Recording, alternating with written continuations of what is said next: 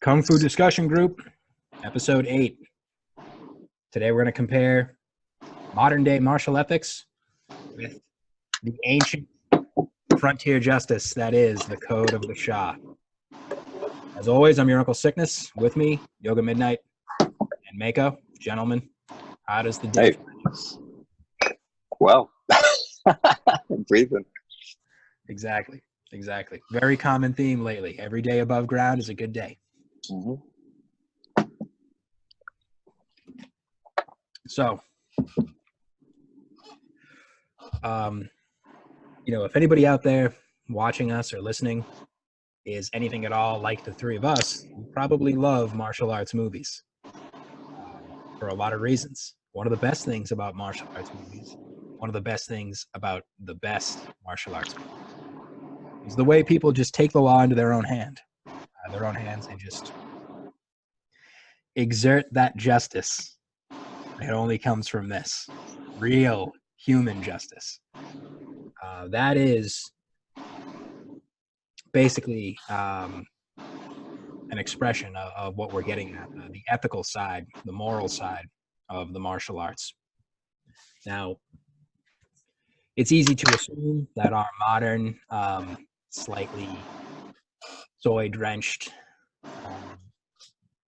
ideas about what is and isn't appropriate behavior in society have held true for a long time. It's really project the way we're living onto the past, forward onto a hypothetical future. But the fact of the matter is, it wasn't always this way.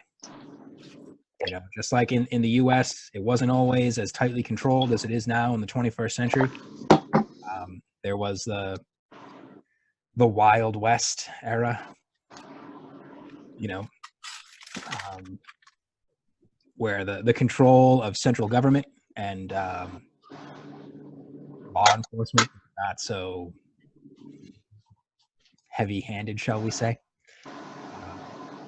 China and the Chinese martial arts world, they had that too. They had their own era of just people dispensing justice at the end of a sword, literally. So what we're going to do today is talk a little bit about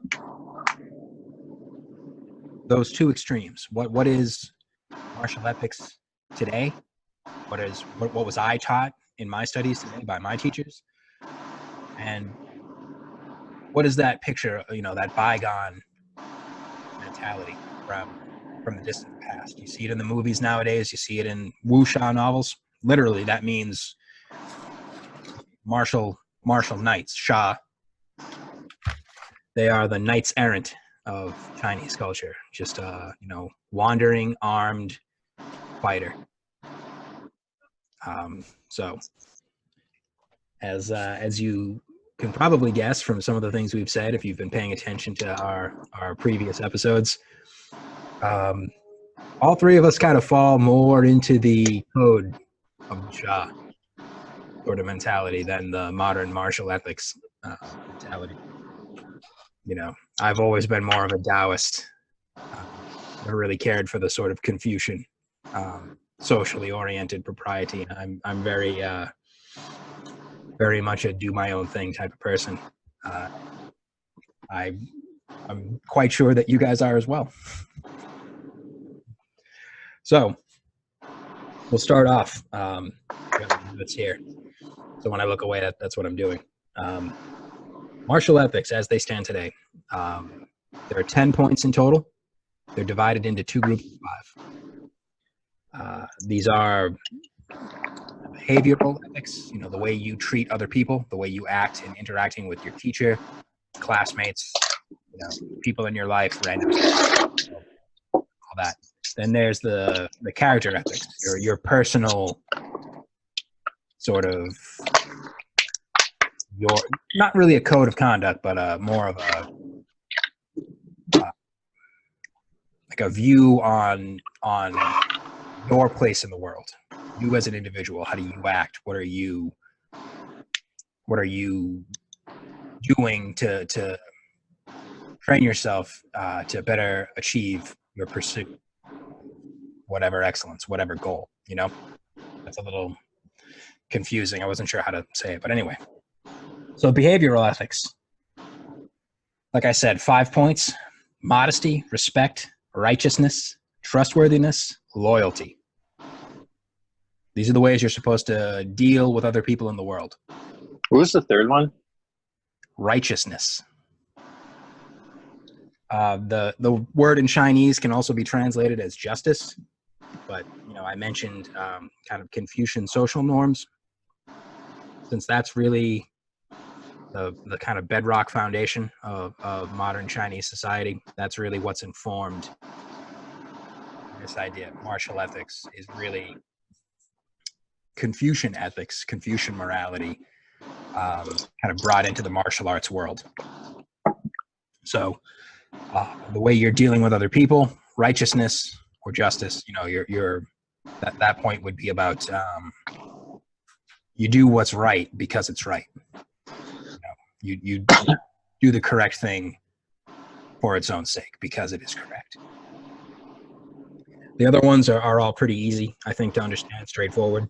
Modesty, don't go around talking too much shit, bragging to people. We learned that the hard way. Yeah. Well, that's one of the nice things about the world of martial arts. You do learn to be modest, one way or another. Even if it's just an act, you learn to act that way, at least, to actually embody that and live that way. Respect goes immediately hand in hand with modesty.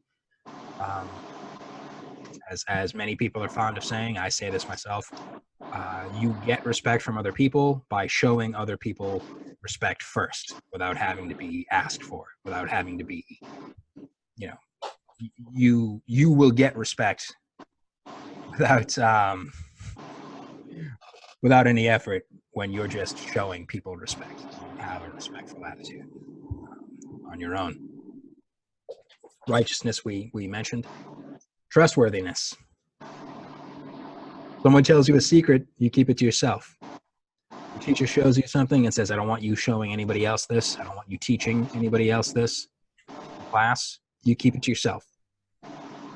Things told to you in confidence, they are in confidence. Somebody asks you to do something and you say you're going to do it, you do it. I think it's an important point to, or it's like worth it. Something that I think of when I think of that point is how I've had to be conscientious in order to cultivate that, because like the way of, it's like shit talk, it's like gossip, like the way it's like the default state is like sleepwalking, and it's like your friend's like, don't tell anyone, just like, okay, next person I see, you know what I mean? Like as time has passed, and explicitly since practicing Xingyi, I've like, it's like when somebody's like, seriously, you can't tell anyone, I have to like, okay, right, like imprint that in my mind, and like I don't forget that either, because actually my second teacher, he was like, oh, I don't want you to show, because I had shown my friend Tyler Santee, and he was like, I don't want you to teach other people that. And it's like, nah, motherfucker, Brad taught me, but he taught me this other sequence, and I haven't shown anyone it, because he was like, I don't want you to share that. It's like, okay, you get that, but that, like, I think all of these things, there was probably more casual conscientiousness back in the day, and I'm sure it created better people and like richer lives, despite, the stuff that people would piss and moan about nowadays, so like a frame. Exactly. With the internet and social media, the sort of emotional, intellectual, and social training that you get from really thoroughly working with these concepts in martial ethics are going to make you a better person. Like you said, the conscientiousness, the mindfulness, because a child, you can forgive a child for just blabbing a secret or just saying what they think, we're giving their honest, unfiltered take. They're children. They don't have a deliberately cultivated social filter or social consciousness yet. They're just people in the world. They're just a little being doing their own little thing. Something that hasn't really changed over the course of human history and between different human civilizations or cultural groups is that exact fact. There are always going to be people who just shoot their mouths off, you know? And sometimes, you know, I know Matt and I were both like this when we were in our 20s. You know, I'm going to tell the truth because I don't tell lies. I'm gonna give it to everybody straight. I'm gonna always be honest. That's an attempt by a young man to, you know, live up to an ideal that he has. But in practice, more often than not, definitely in my case, it ended up being me being a dickhead to people, you know, which is not what I was going for. I wanted to tell people, you know, they've got some idea XYZ. I can tell it's not going to work out well for them, so I'm trying to do them the favor of saying, hey, I don't think that's a good idea. I don't, you know, I was trying to operate with good intentions, but in practice, it was more me walking up, kind of hitting on people and undermining their confidence. So if I was aware of this stuff at the time, but if I had taken it more seriously, I would have found a better way to say, like, hey, these are my concerns. I think you're about to make a mistake. I think you need to plan this a little bit more before you try and then take the step. Instead of, you know, brutal, awful young me that was just telling people, nah, fuck that. That's not gonna work. You're a dickhead. I was. So, and the fifth one, loyalty. Again, just like respect and modesty go hand in hand, loyalty and trustworthiness go hand in hand. If the teacher teaches you something and asks you to keep it in confidence, well, it's loyalty to the teacher that's gonna make it easier for you to keep that to yourself, you know. There was you know, like late Qing dynasty, these sorts of ideas, there was a lot of correlation between the old philosophical ideas, yin yang theory, Bagua theory, 5-element theory, being correlated with martial arts practice, but also with you know, meditation, mental training, spiritual training, religious training, stuff like that. So that's why there's two sets of 5. It's like an internal and an external 5 elements type of thing. So they all work together. They all feed into each other to create a positive, like a kind of like a positive feedback cycle, you know? And what will go in the center is the behavioral ethics group is the righteousness. And as we said, you do the right thing because it's the right thing. You don't do the right thing because people are going to praise you. You don't do the right thing because you want to stand out as an upright, moral person in a world of decadent crapulence. No, you do what's right because it's right. That's as far as it goes. You aren't looking for a reward for doing the right thing. You aren't accepting a reward for doing the right thing. You just, this is what's right. This is what I do. So when you first talked to me, started talking to me about Xingyi, I remember you telling me that you know, that the reasons we practice are, you know, character development, self-protection, protecting other people. Yeah. And then on the kind of organic self-development tangent, you know, of like mind will boxing, that righteousness is the thing that kind of, a sense of righteousness was almost immediately kind of like cultivated, because it teaches you to, like, I don't know energetically how to explain it, but that, like, you know, like maybe what they used to call conscience, you know, that kind of like gut intelligence, you know, times where I think a lot of people now, a lot of kind of societal strife and confusion comes from these, like, you know, buzzing, dickheaded thoughts, you know, and then people trying to like click it, you know, like, you know, even if they're contradictory, oh, what am I supposed to do according to the program as it is, like in September 2019, you know? Whereas that, you know, the righteousness stuff, it's not up for debate. It's just like, this isn't, your body telling you this is unacceptable, and then acting on it without cognition, really. You know? Yeah, exactly. There are things that are going on, you know, people are trying to remove morality from social fabric, and great, you know, well, I don't, you see them, you hear them with these self-important justifications. Well, religion is just repression and control, so I don't believe in morality. All right, well, I'm not really a very religious person. I don't go to church. I don't practice the religion that I you know, that my family has practiced for generations, that I grew up in. I don't do that. But on the other hand, I don't go around murdering people. You know, I've actually had this discussion with friends of mine. You know, when I was in my early 20s, finishing up college, and I started moving away from religious faith and, you know, attending church and all that, I actually had a couple of friends say to me, you know, with varying degrees of concern, real and not so real, genuine and not so genuine. Oh, Brad, well, how can you not believe in God? Without God, people would just murder and rape. And no. If the idea of an all-powerful, all-knowing deity is the only thing keeping you from being an absolute animal, then you are not a religious or spiritual person. You are a devil disguising yourself as a human being.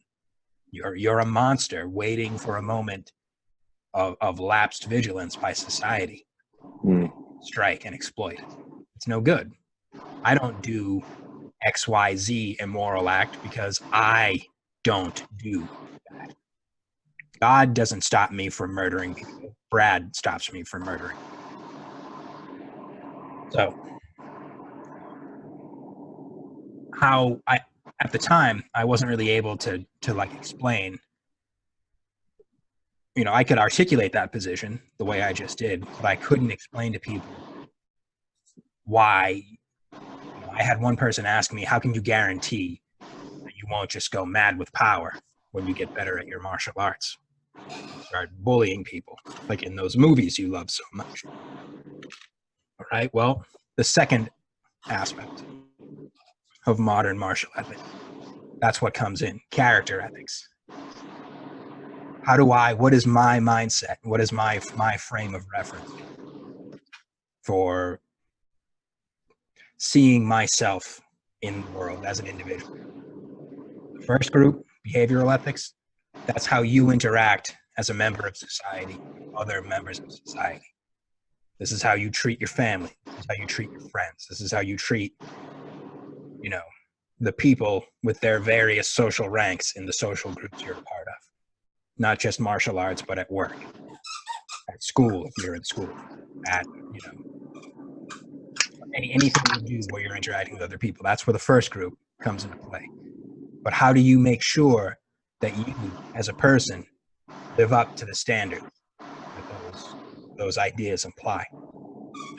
Character ethics, determination, endurance, willpower, perseverance, and courage. Again, all pretty obviously influenced by Confucian social norms, but these are personal qualities that have been valued by almost all societies in almost all eras. Right? So the first two, or the first three really, determination, endurance, and willpower. The most obvious way to explain these is in a martial arts context. There's a teacher. He's teaching a martial art. You want to learn this martial art. So you form the determination to do it. It's a virtue because you don't just ride that wave of initial enthusiasm, and then when it peters out, you stop going or you stop practicing. That's dork talk. That's what the losers do. But you want to be a better person. The character development, it's right there in the name, character ethics. This is how are you going to improve yourself as an individual? You have to have that determination and stick to that determination. How do you do it? You have the psychological endurance required to put up with unpleasant, painful, bullshit-ass training that is boring. A martial art like Xing Yichuan, based on Santisha, standing in a fixed static posture to really shore up your alignment, your structure, your basic strength. There's also, as you guys both well know, it looks real easy to people who've never done it before, but you have to spend time in it. Open up those, for most people, a lot of tension in the hips and the ankles, the lower back, the upper back where the neck and the shoulders all come together. You have to put up with standing in this position until it becomes natural and easy. You have to have endurance. So you have to be able to endure unpleasant experiences, tedious experiences, boring experiences. Maybe you're a person, you know, for people who are naturally athletically gifted, great. You don't need to build up coordination and the flexibility that maybe a tubby person might have to develop. But in your case, in the case of an athletically gifted person, the endurance aspect isn't I have to endure this thing that I'm not capable of yet. It's you have to endure this that you find boring, because that's the procedure. Step by step. You don't build a house from the roof down, you build it from the foundation up. So, endurance. Willpower. When you find yourself at the limits of your endurance, psychologically and physically, how do you continue going? You have to have will. You have to develop that will, that strength of mind. So it's a more active aspect of mental training than just endurance, which is a little more passive. When you have endurance and willpower, then you can really display perseverance. Perseverance is that sticking to it, you know? We all know, well, we all know what perseverance is, because we've all done that. But it is unfortunately really in short supply nowadays for a lot of people. You can't just, you know, it's easy to say as an older person, like, oh, these kids today, they don't realize how good they have it. It's not just them, because it's people older than, I'm the oldest of the three of us. It's people older than me. It's people my age. Yeah. People your age. It's people younger than you too. There's a lot of people today that just, they don't know how to stick to it. They want to go from 0 to 100, you know. They don't want to build up. They don't want to develop skill. They don't want to learn the basics and have their unique expression blossom naturally. They want to just, for the 6th time this weekend, Neo in the Matrix, they just want to plug it in and download. I know Kung Fu. As I said, I just said this recording, Crossing Hands, episode 1. Check it out. Talking to Jonathan Pritchard yesterday, we discussed that exactly. This, you know, people want the result, but they don't want to put the effort in to get the result. You know, they want the skill and they want to be recognized. I'm a martial artist. Well, no, you're not. Where's the art part? There's nothing. I can't get a sense for your character by watching you perform this sequence of movements if you're just doing this shit out of rote, mechanical, unthinking, sort of dumb repetition, you know? One of the nice things about picking a martial art and sticking to it for years is that you grow in a way influenced by the style, but the style also becomes yours. You know, we've briefly touched on this sort of thing in other episodes and in private discussions. You know, Matt and I, having over a decade of experience each, we are Xingyi men, but there's also my Xingyi, Matt's Xingyi. It's Xingyi because it follows the rules and the principles and the choreography of Xingyi, but Matt's Xingyi is not Brad's Xingyi, and vice versa. We've become a modified version of ourselves, and our Xingyi has been modified by our unique individual character. And not in the obvious way that most people would immediately come to. Not in a, I'm this size, and I'm this weight, and I'm this age. No, not in that sense, but in the sense of who are you as an individual? Who are you as a person? Getting existential. What does it mean to be, in your case, Alex? Who is Alex? What does it mean to be that person? Okay, well, it's not really easy to talk about that sort of thing in English in America in September 2019. It's hard to put those sorts of things into words. But you can show this is what it means to be me. This is what I am, what I value. This is what comes out spontaneously, which is something that I love about martial arts. Personally, that's what drew me in. I first saw that incredibly inappropriate movie, Chinese Super Ninjas. Do not ever let a 5-year-old watch that movie. It is full of gore and blood, people getting their guts. Oh, it's a great movie, though, if you're an adult. But that was just seeing. You have these ideals. No, not seeing the guts ripped out part of the taint stabbing and all that. Although make 5-year-olds watch it. They need to watch it now. But like, maybe improvement from what they're watching at the moment. I know, right? Oh, totally. Frozen, throw it in the trash. Yeah, right? Get rid of that garbage. That chick's the villain. Elsa's the villain. Yeah. But my point being, to get back to character ethics, something that I've always loved about martial arts is the way that you express your individuality, your unique character, in a way that even an idiot is going to be able to comprehend. You, to go back to an earlier episode, you physically embody your worldview and your philosophy. You physically embody and express who are you as an individual. Because we can all say whatever we want. And I know that the three of us are the type of person where we all, you're going to say what you are. Not just that wishful thinking that the soy boys in NYC do. Well, I'm anti-fascist. I'm anti-racist. I'm a good person. No, you're a fucking scumbag because you act like a scumbag and you show me. I trust Alex. I trust Matt because when you're not trying to get laid or trying to, get some glory socially, I see you act in an honorable way, in an upright way.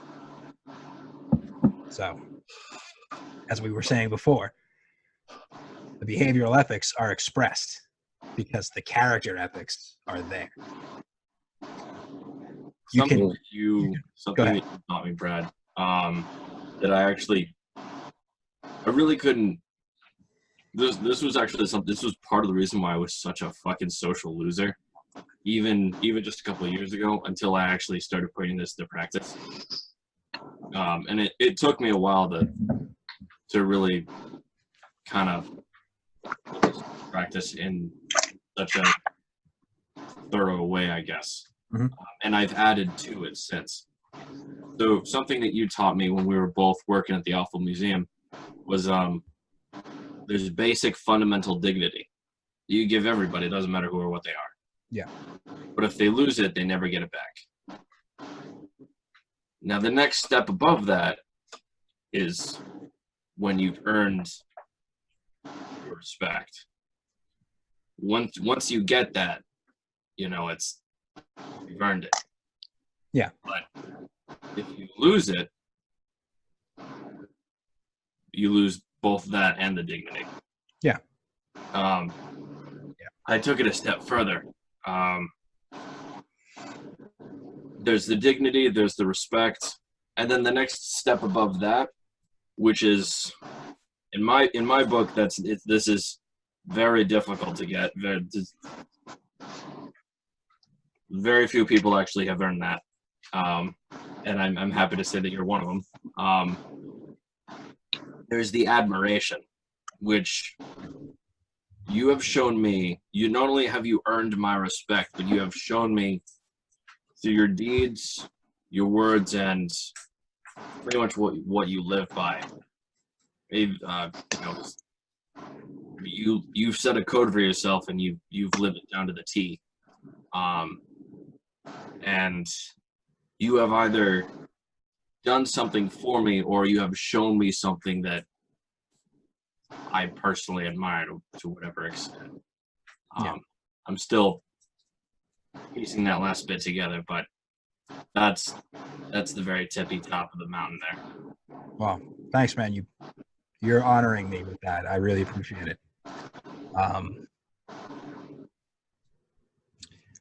I suppose that's an appropriate segue into the final point of the 5 elements of character ethics.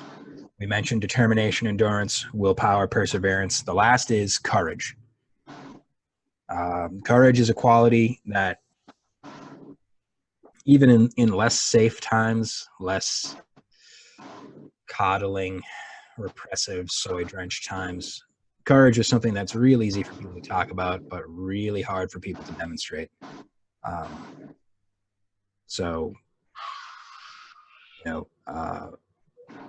For a young guy to sit there and basically humble himself and say to somebody else, I admire you, thank you, the way Alex just did, that's pretty courageous, because you don't see it nowadays.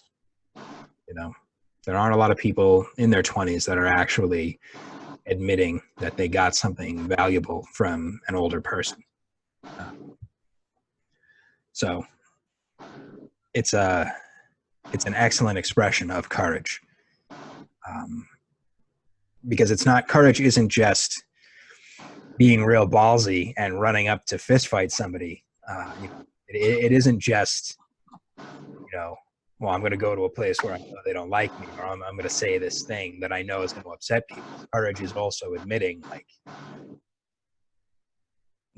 admitting things openly that maybe they're obvious, maybe they're not. I've been using a lot of New York City soy boy references. There are a lot of people there running around shooting their mouths off saying these things. That it's pretty clear a lot of them don't believe. Well, I'm against Trump. Are you really? Do you even really care about politics, or are you just saying this because you're terrified of having all your little goofy friends in your little hipster neighborhood turn on you? You don't condemn this person you have never met and you never will meet, and he has zero actual direct impact on your life. That was one of the most tedious things for Obama's presidency, me, was hearing all these people trying to quietly virtue signal privately. Well, I don't really like Obama. I don't care if you do. If you like him, great, like him. If you don't like him, don't. If you don't have an opinion, that's also great. It's not that important. Courage isn't saying something private where no one knows. Courage is out in the open. This is what I believe. This is what I think is right. This is what I think is wrong. Yeah. It makes me think of, I don't know if it's still there. I hope not. But there was this, I think they called it like Brave Girl sculpture at Wall Street in front of the bull. Yeah. Yeah. There was some kind of brilliant, just like jab in the heading of an article. I can't remember what it was. It was the most articulate, like, fuck you, this is fucking stupid. But that's not courage, just like actually thinking about it outside of the kind of feminist jerk off circle, culture. It's like standing in front of like a rampaging animal with your hands on your hips like Peter Pan. That's not fucking courage. It's stupid. Don't call me bossy. Fucking girl gets gored today, and it's like it's false, and that's sort of what people, again, like you're saying, like real lessons come from life, and they're hard often or challenging. Yeah. And people nowadays, they just want they want like candy. It's like, you know, their sense of morality, you know, it's like, oh, brave girl sculpture, great, I get it, great, you know, but it's meaningless, it's hollow, it's not.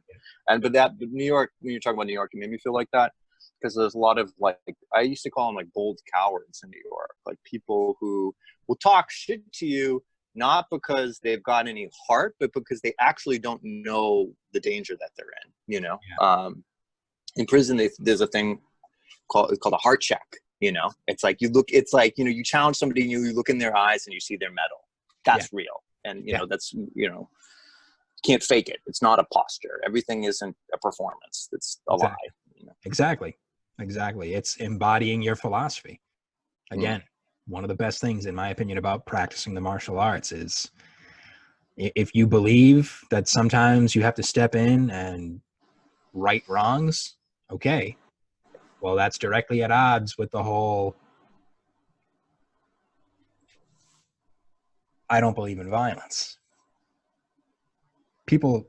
We all know people who say, I don't believe in violence, because they are like a genuine pacifist. I genuinely believe, you know, there's no reason to resort to that. I would hope we all know at least one or two people like that. But most of the people saying that are, like you said, it's hollow. They're cowards, bold cowards.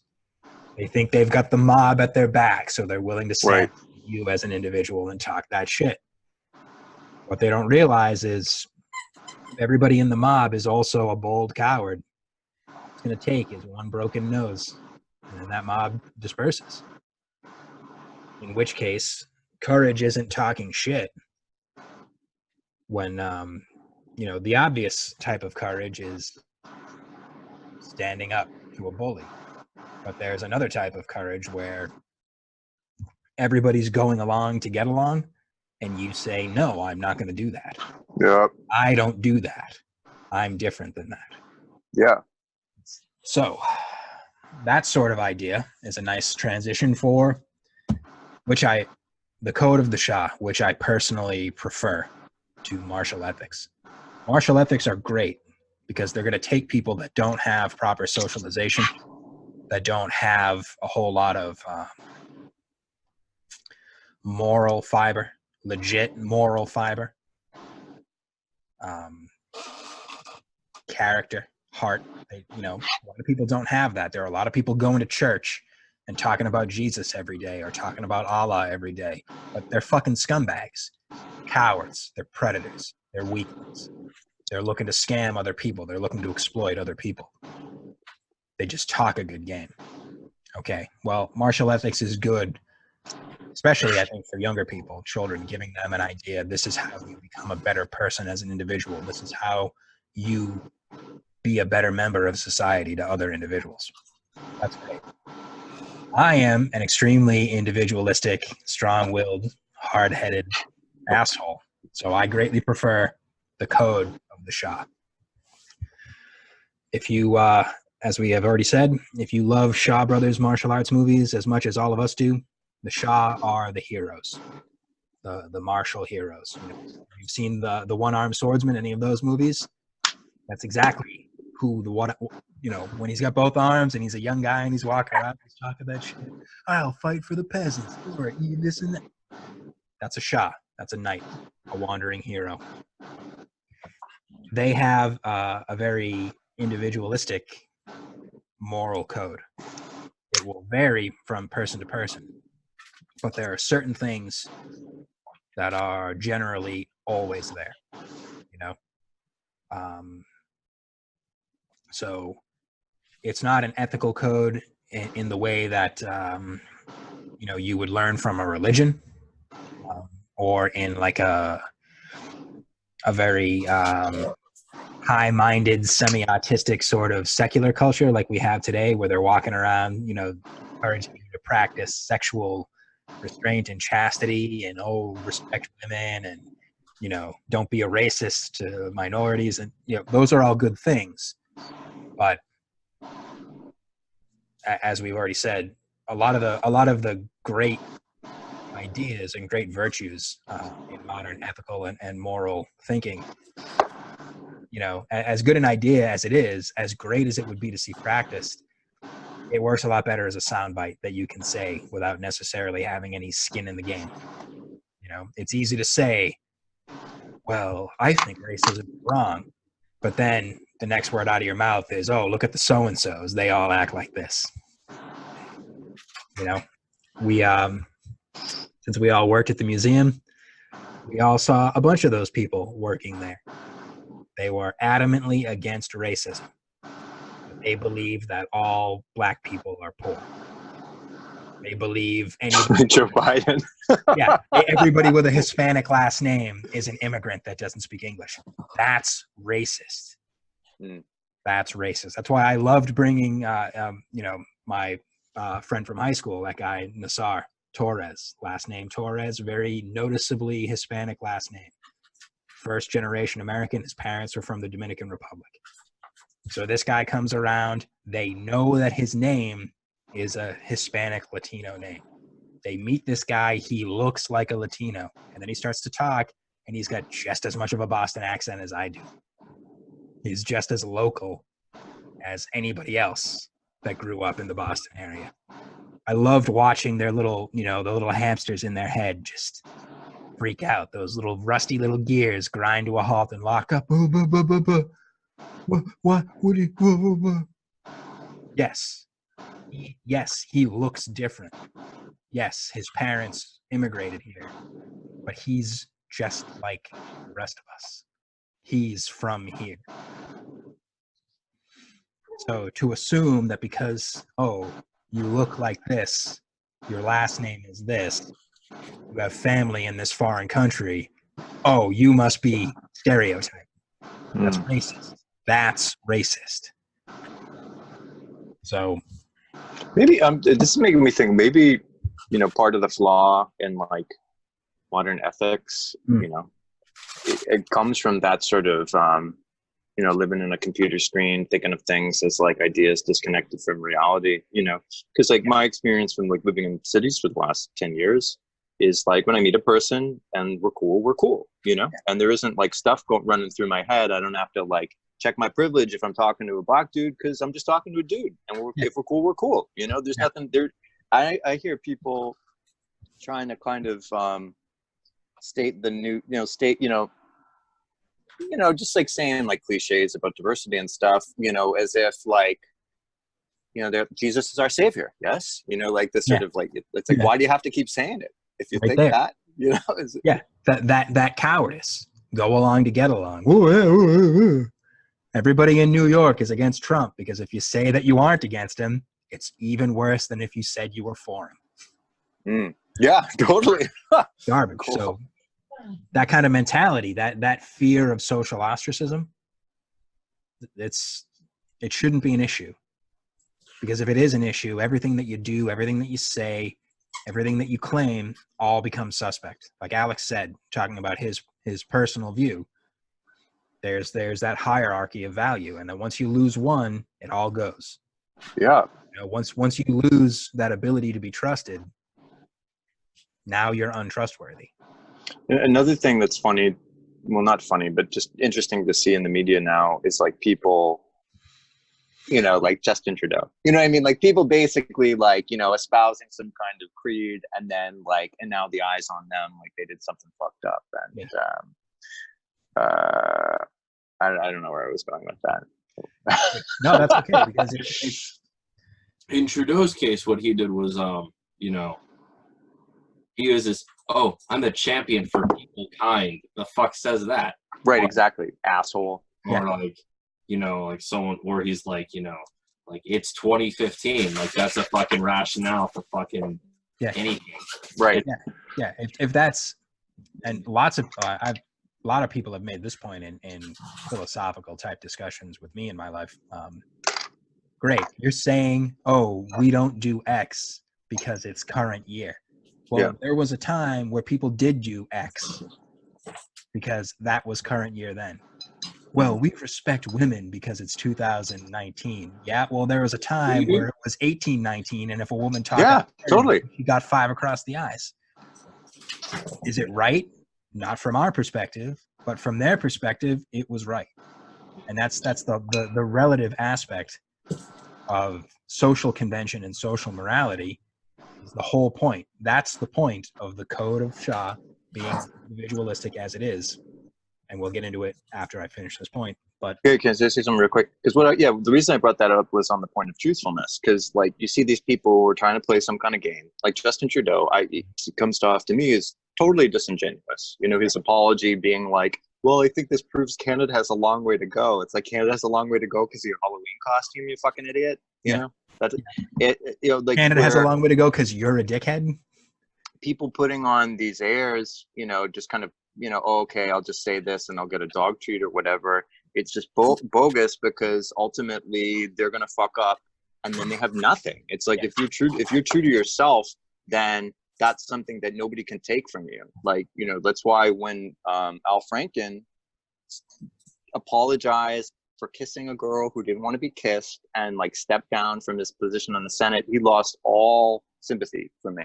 It's just like, fuck you, dude. Fuck you. It would have been better if you were just like, you know, I'm sorry I upset somebody, but this is my job and I'm going to keep doing my job. You know, that would have gone, you know, it's like he has nothing and he deserves nothing. That would be an example of courage, but no, they're going for that nice, there's a hard definition of certain words and terms and the soft definition. And you see a lot of politicians of any stripe, any political orientation, any era, they want to play that game, that hard, soft game. People love words like truth because they ride that line deliberately. Yeah. I do a lot of interacting on Twitter with the Ion Media Group. Great bunch of people, a lot of solid thinkers, a lot of really genuine people there. Truth is something that is, it's there for everything that they do. There's a couple of them that are very concerned and will say it explicitly. Garrett Haley, the leader, the glorious leader of the group. Yeah. He does a lot of writing on his personal website there about truth and real objective truth as an absolute in the universe. Not this as opposed to, I bring this up to make a distinction between a courageous expression of truth as it is, as opposed to what Trudeau did, what a lot of these politicians do. My truth. That's garbage. Right. That's soft. The hard definition. Different narratives, you know. Yeah, exactly. The truth. That is a hard term. There is the truth that is objectively true in the universe. That's a great ideal to pursue and to aspire toward.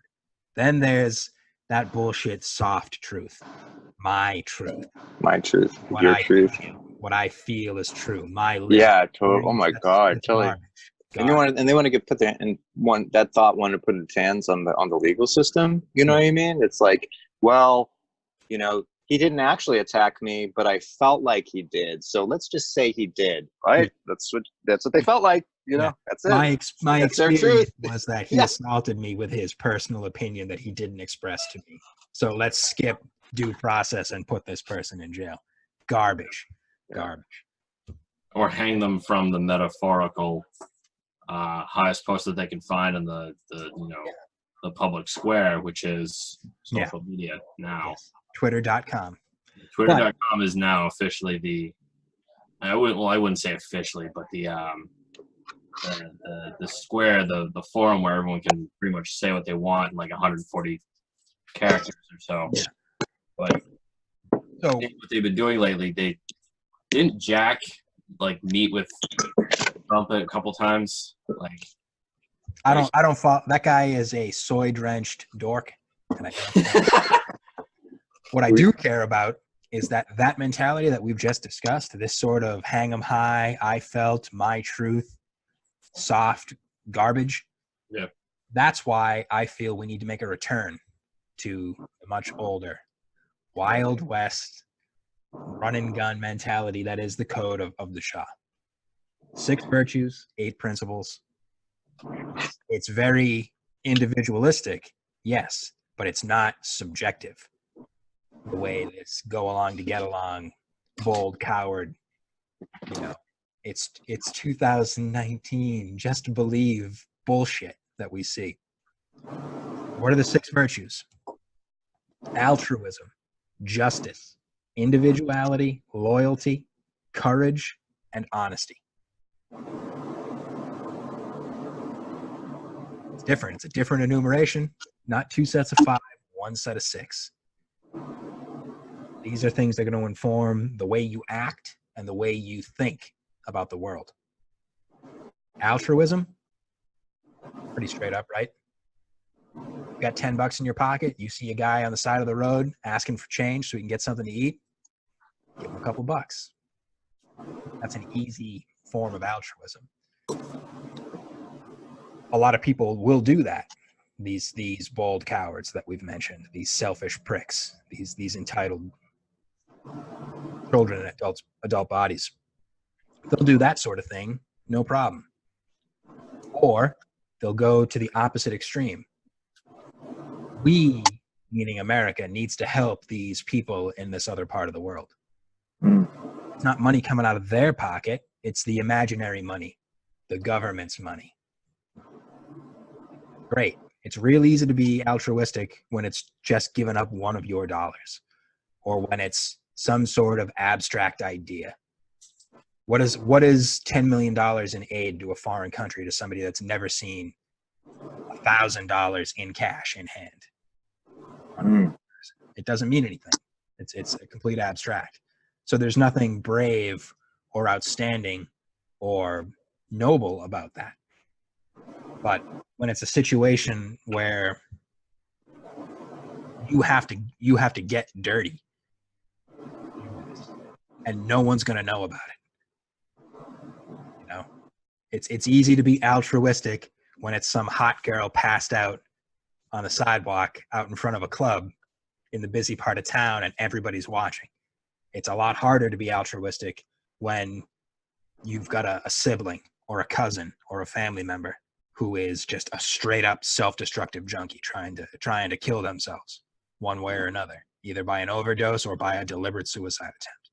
But to stand in and do the right thing, to help another person because they need help, not a lot of people doing that. Not a lot of people talking about, righteousness and morals and how they're a good person are doing these things. If anything, they're taking advantage of people in those situations. Again, those soy scum in New York City, those idiots in Cambridge, Mass. They're talking all this shit about politicians they've never met and they're never going to meet. Situations that they've never experienced that are never really going to happen in this country. If I saw someone trying to beat up a woman, you would do nothing. You would keep your mouth shut, keep your head down, and because you're a coward. This makes me think, did you ever see that movie Waking Life? I don't think so. It was fun. I saw it was like early in college. It was about dreams. It's a fun movie. Yeah. But there was at this time, like 7 years ago, I was hanging out with a friend from home, and this dude she was dating, who was like low-grade hustler, like smoked weed with me and my friends. And this guy was just like, he was just a fucking con artist, and he was like, can you think of all the possibilities? Like, what about dimensions? And like, have you seen Waking Life? And then I just freaked out. I'm pretty courteous. I like to be courteous to people. And I was just like, you're not saying anything. What are you talking about? Yeah. You fucking talk, Right. That's, I think, and I remember noting, it's like, wow, this kid's like stuck on a level I was at freshman year of college. But I think a lot of people are stuck on that level of,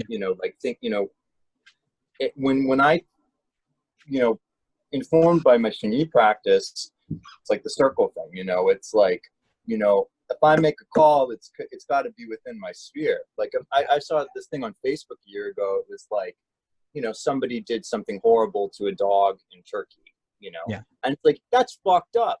I don't want to see, it's like, I don't support that, but I also accept that's on the other side of the world. And it's kind of like, I feel for the dog, but it's sort of like, that's too far. It's too, it's outside of your, like you said, it's outside of your circle. It's outside of your field of action, your purview. Are we going to tell sovereign individuals in a foreign sovereign country that they have to live by not just our laws and our cultural norms, but you have to do what I say? Yeah. But I think I think it's masturbatory, and I think that I think it's a form of escapism, and people are not consciously but consistently pushing things outside of the sphere of individual accountability, so that they don't have to have any personal accountability. They can just talk about white people and the things that they've done wrong or whatever, you know. That is a perfect point, because it brings us right into virtue number 2 from the Xia's 6 virtues: justice. Real justice, hard justice, objective, universal justice. Yes, slavery has existed in many societies in the past, and that's not a good thing. But fucking with people nowadays is not going to alleviate the suffering of long dead people in the past. It's not a hydraulic system. Yeah. You're not going to even that out. That reality, that historical reality, still happened. It doesn't cease to exist because some dork white person with horn-rimmed glasses with no lenses walked up to some other white person in Manhattan and started screaming about how Trump is bad. That's not going to change what happened 150 years ago, 200 years ago, 1,000 years ago. So real justice would be you do what's right now. While yes, opposing slavery is a good thing,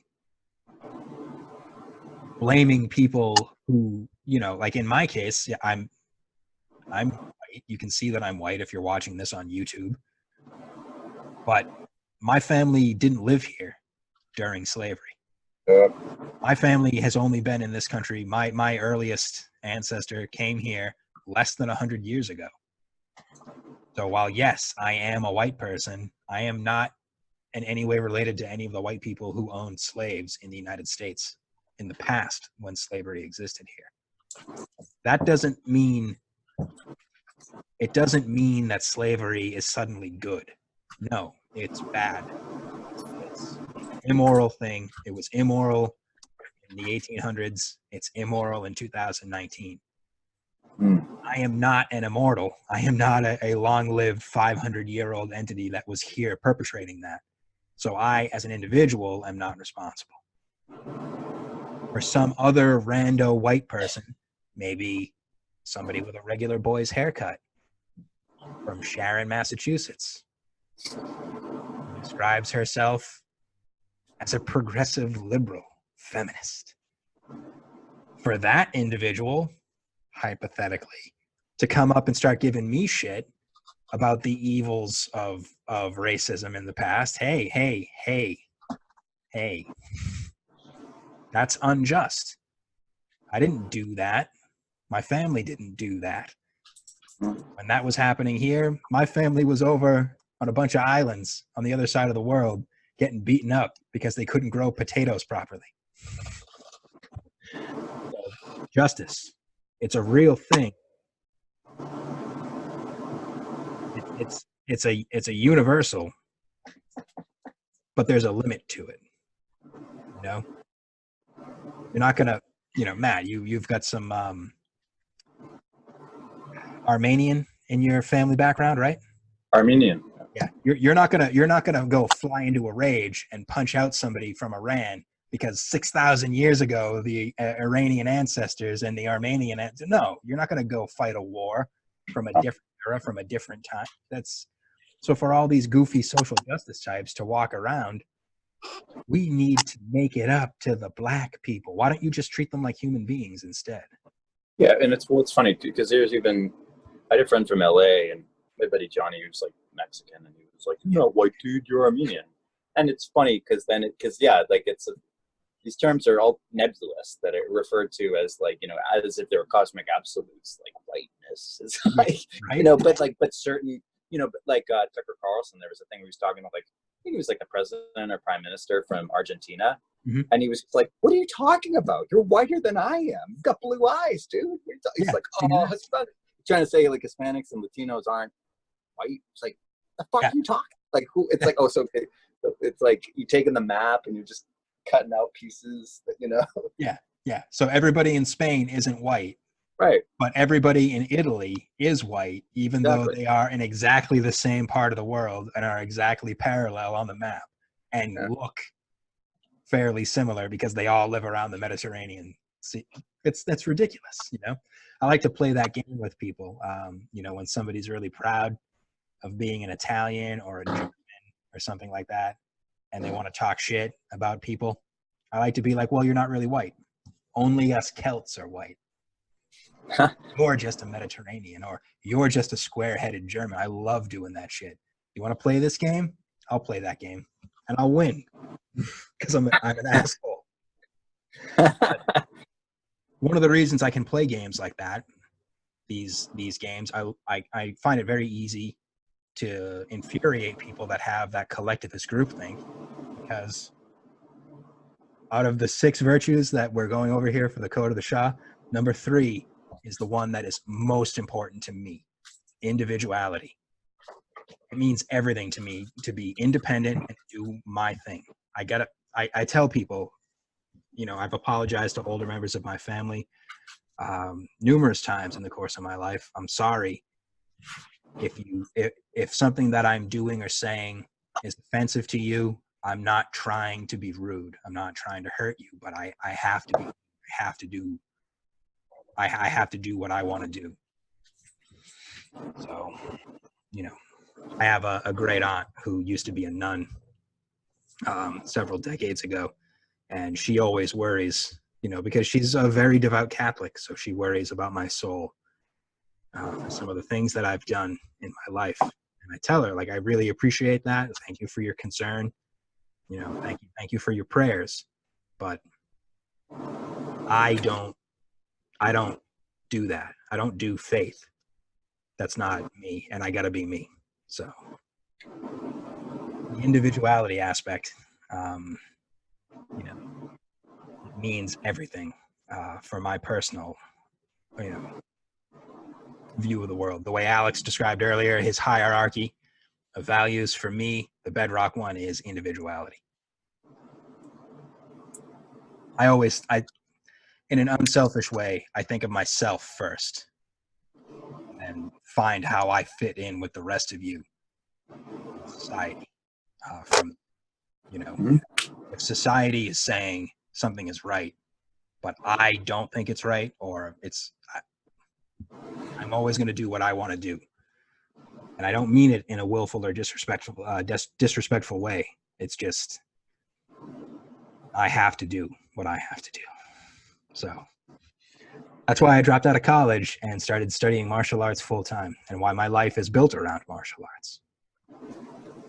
It's what I have to do. That's who and what I am. So it's weird that culturally that was, you know, like, it's like they were selling individuality in the 90s, right? Yeah. I mean, and maybe in the 80s too, but like, you know, it's like, it was, you know, like talk about like, you know, form, you know, it got all warped. I was actually having a conversation with somebody who was talking about the CIA investing in CBGB's, this like punk venue in New York. The legendary club. Because there were nuances to the philosophy that they found, you know, maybe potentially problematic to control.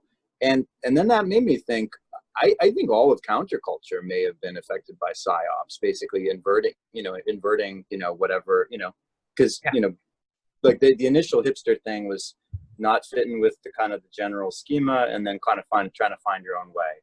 And then hipsterdom evolved into like, you know, hollow fashion. Now it's not even anything. It's not even a fashion. It's not even fashionable, you know. Right? That George Carlin joke. We used to have tattoos and pierced ears to piss off the squares. Now the squares are the ones doing it. Right.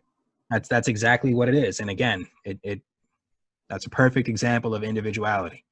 If everybody else has a mohawk and a leather jacket and a safety pin through their nose, well, doing that doesn't make you an individual. It makes you a conformist. Yeah. Nowadays, again, NYC soy entities, you know, these hipster dorks living in Brooklyn talking about all the shit that they have no experience of, no comprehension of. You know, oh, I'm a vegan. You're a conformist. Don't push your religion on me. If I'm not going to let my loving family, cajole me into being a devout Catholic. I'm not going to let some asshole who's got gray skin, looks like a 90-year-old man, even though they're only 24. I'm not going to let them bully me into giving up chicken and pork and all the, I only give it because it'll kill me. Eggs are great. How can you, Yeah, exactly. Ooh, think about the cow. Well, cows have evolved over 10,000 years to not be able to release the amount of milk that they produce. So if I stop drinking milk, those cows are going to suffer and die. And I believe that the cows should be free to distribute their milk, so I will drink the milk. So fuck you. I also like to go on the, as a little tangent, when the lactose intolerant people start to complain about how drinking milk is unnatural, I just go like Brotherhood of Evil Mutants Righteous on them. Well, you aren't a glorious superior, almost superior like us. Drink milk as adult mutation, you inferior, you basic dork. But anyway, to bring it back around, number 4 of the 6 virtues, loyalty. Matt and I were talking about this earlier in the afternoon before we started filming. Loyalty is something that, again, that hard, soft distinction. A lot of people ride that lack of clarity. Anybody can say the word loyalty, but it's almost as if we all have a different individual interpretation of it. Loyalty, in a hard sense, it's like in the behavioral ethics that we discussed earlier, trustworthiness and loyalty going hand in hand. The teacher shows you something in confidence, says, I don't want you spreading this around. Keep this to yourself. Right? You demonstrate your trustworthiness and your loyalty by keeping that to yourself, the way the teacher asked. As an expression of more individualistic type of like personal ethical code, loyalty is, it's something more fluid for the Shah in the way that they express it, but it's not any less absolute or all-encompassing. So instead of just, a lot of people today, religious people will have loyalty to their church or their religion. Nationalists have loyalty to their country. Soy entities in New York have loyalty to the Democrats. All right, well, for the code of the Shah, loyalty is more of a thing where, in my personal case, the people who earn my loyalty get my loyalty. My friend Paul, that you've all heard me talk about, Paul has my loyalty. I will never betray that guy. You guys have both earned my loyalty. I'll never betray you. It's simple things like that. There are people that I'm related to that think that because we're related that I owe them my loyalty. Well, they've never been loyal to me. Mm-hmm. They get no loyalty from me. It's sad, I admit, but it ties right back in with that previous point of individuality. I've got to be me, and I've got to do my own thing. And one of my things is something I learned from my maternal grandfather. What's the rule about betrayal? Betrayal means death. Loyalty is all encompassing. So, and I can talk that shit because I also strongly adhere to the next point, next virtue, number 5, courage. And this isn't, again, not that soft courage the way people will take it. I'm courageously speaking out against President Trump because he's never gonna hear me talk shit, and I think everybody around me is against him too. Not that kind of courage, not that hollow, fake courage. Real courage.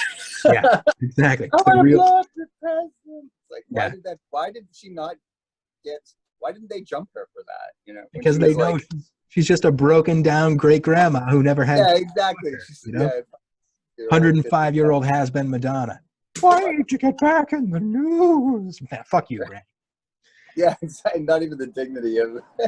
Yeah, it's like you don't even say she's wrong. It's just like, it's Madonna. We can just ignore her. Fuck her. It smells like spoiled milk anyway. Fuck her.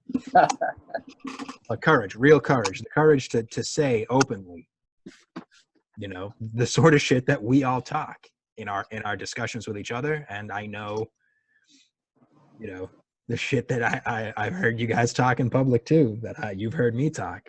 This is what I believe, and this is what I'm going to do. And if you don't like it, stop me. So the courage to, you know, in this case, courage would be living in New York City, seeing all these hipsters with their hollow displays of righteousness and, you know, trying to take the moral high ground and going, you know what? Maybe I do like Trump. How about that? I'd be walking down the street in you know, Brooklyn with a MAGA hat on. That would be courage.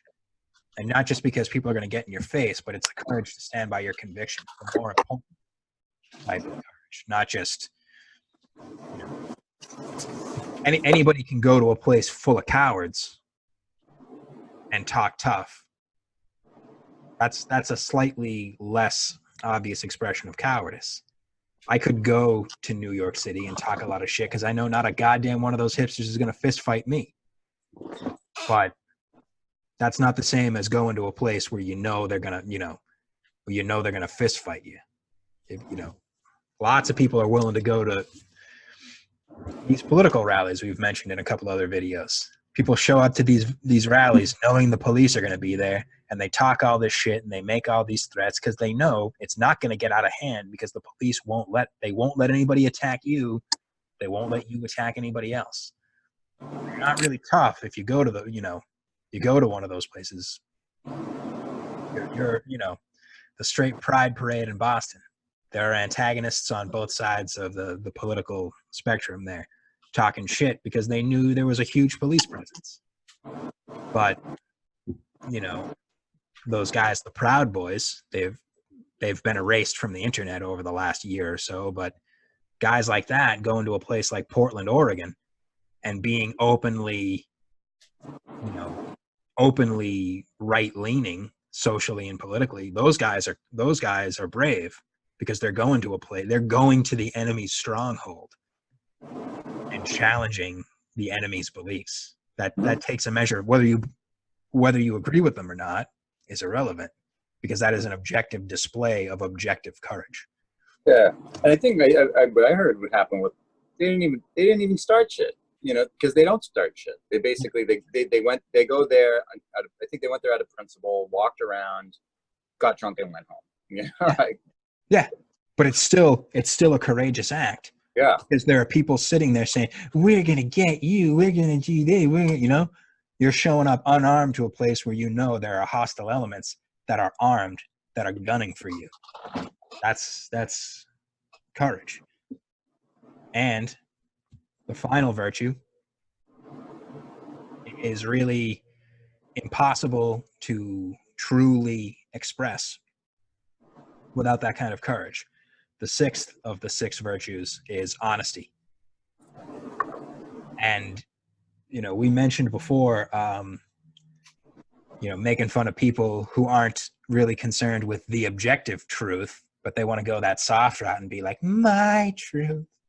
Those people are lame. But if you truly believe that, you know, a hot button social issue, let's make it real easy, abortion happens. If you do honestly believe that an abortion is murdering a baby, and you say that, like, that's courageous of you to say it, but it's also an honest expression of something that you truly believe. So honesty is something that is clearly in short supply nowadays, not just on the internet, but also in society as a whole. There are a lot of people out there saying things that they don't necessarily believe because it'll make their life easier. So it'll make them some money, you know? So it's easy when you don't care about something, it's easy to suddenly run your mouth and have an opinion about it.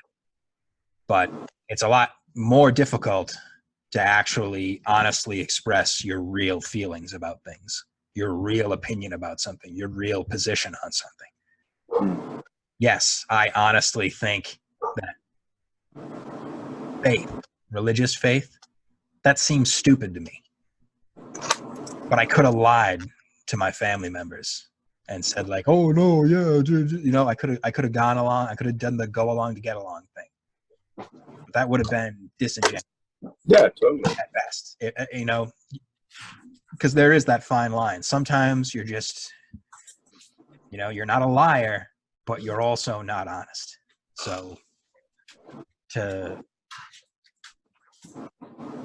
the whole my truth thing, it can only be acceptable. It can only be virtuous if you have that courage to express that truth, your truth, in the face of universal condemnation and opposition. There's a couple of characters in my favorite book, the Zhuangzi, you know, a guy who gets praised because, you know, the description of him is, if the whole world said he was right, he wouldn't care. If the whole world said he was wrong, he wouldn't care.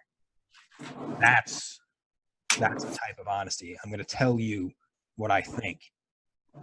You can think whatever you want, but I don't care because that's not my business. You have to do you, and I'm going to do me. As you can clearly see in my personal like expression of I prefer these 6 virtues from the Code of Xia. For me, the centerpiece, the foundation is the individuality, and everything else is an expression of that or is contingent on that. Maybe you have a different setup. You know, the list, individuality is number 3, but for Brad, individuality is number 1.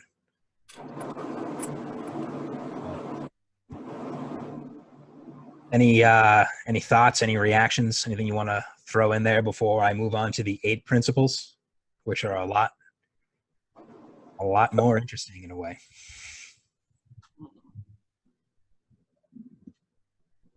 Ooh. Matt seems to have frozen up. Oh, that's not good. Oh boy.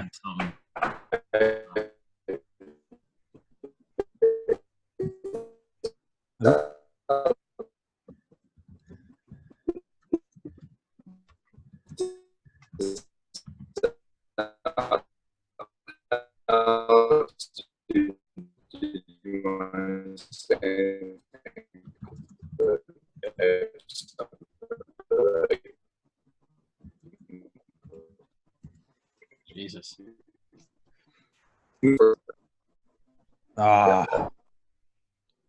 Damn. All right. Hopefully he'll get back in quickly. Then we can. Here we go. There he is.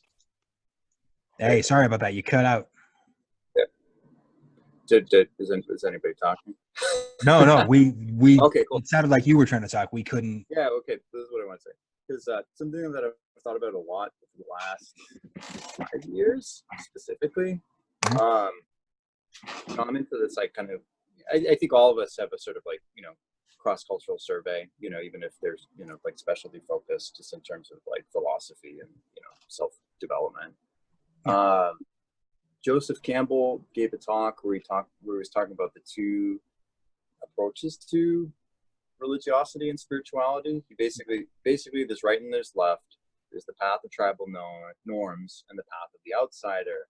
And something that I've thought, you know, we live in weird times because it's like the path of tribal norms has been like torn down. You know what I mean? It's in shambles. It's like, you know, it's like cluttered and confused. And so part of what's weird about being an individualist, like you are, like I am, is that kind of like part of that now it can't just be like, oh, I'm a rebel, I'm gonna do whatever the opposite of my parents did, you know what I mean? Yeah. Like nowadays it's like all right, if that's what you're living, then let's like, in order to be an individual, you also need to integrate certain traditional elements that are being like, you know, bathwater, so to speak, you know? Exactly. Yeah, in this modern day where everybody is openly flaunting the most disgraceful, debased, and degenerate sexual preferences, not, you know, and I don't mean that in the softball way. I mean, you know, there was a clip on social media, the furries and shit, or that dickhead in New York crawling around on all fours on a leash, exactly, by some dominatrix. Like, hey, if you want to do that, that's fine. But do it behind closed doors. Yeah, exactly. That kind of distinction of like that, it's creepy and you could do that, but do it in private. You know what I mean? Private and public. It's creepy if you're doing it out in the park while there are kids walking around. Yeah. It's all well and good if you're doing it on your time. You know what I saw in Hampton Beach? One of the degenerate, probably. There's a couple. So there was this seafood festival that happens right at the beginning of fall. Right around this time of year, in Hampton, so that you know, it's a bunch of dudes cooking up lobster and stuff. There were these dudes. There was like 4 of them. They were all wearing furry suits. And I had this moment of, followed me here, because I was seeing guys running around in furry suits in the Boston area, and it's like, why? Like this isn't. It's not like this isn't your face. The mask that you wear is your face. No, that's like.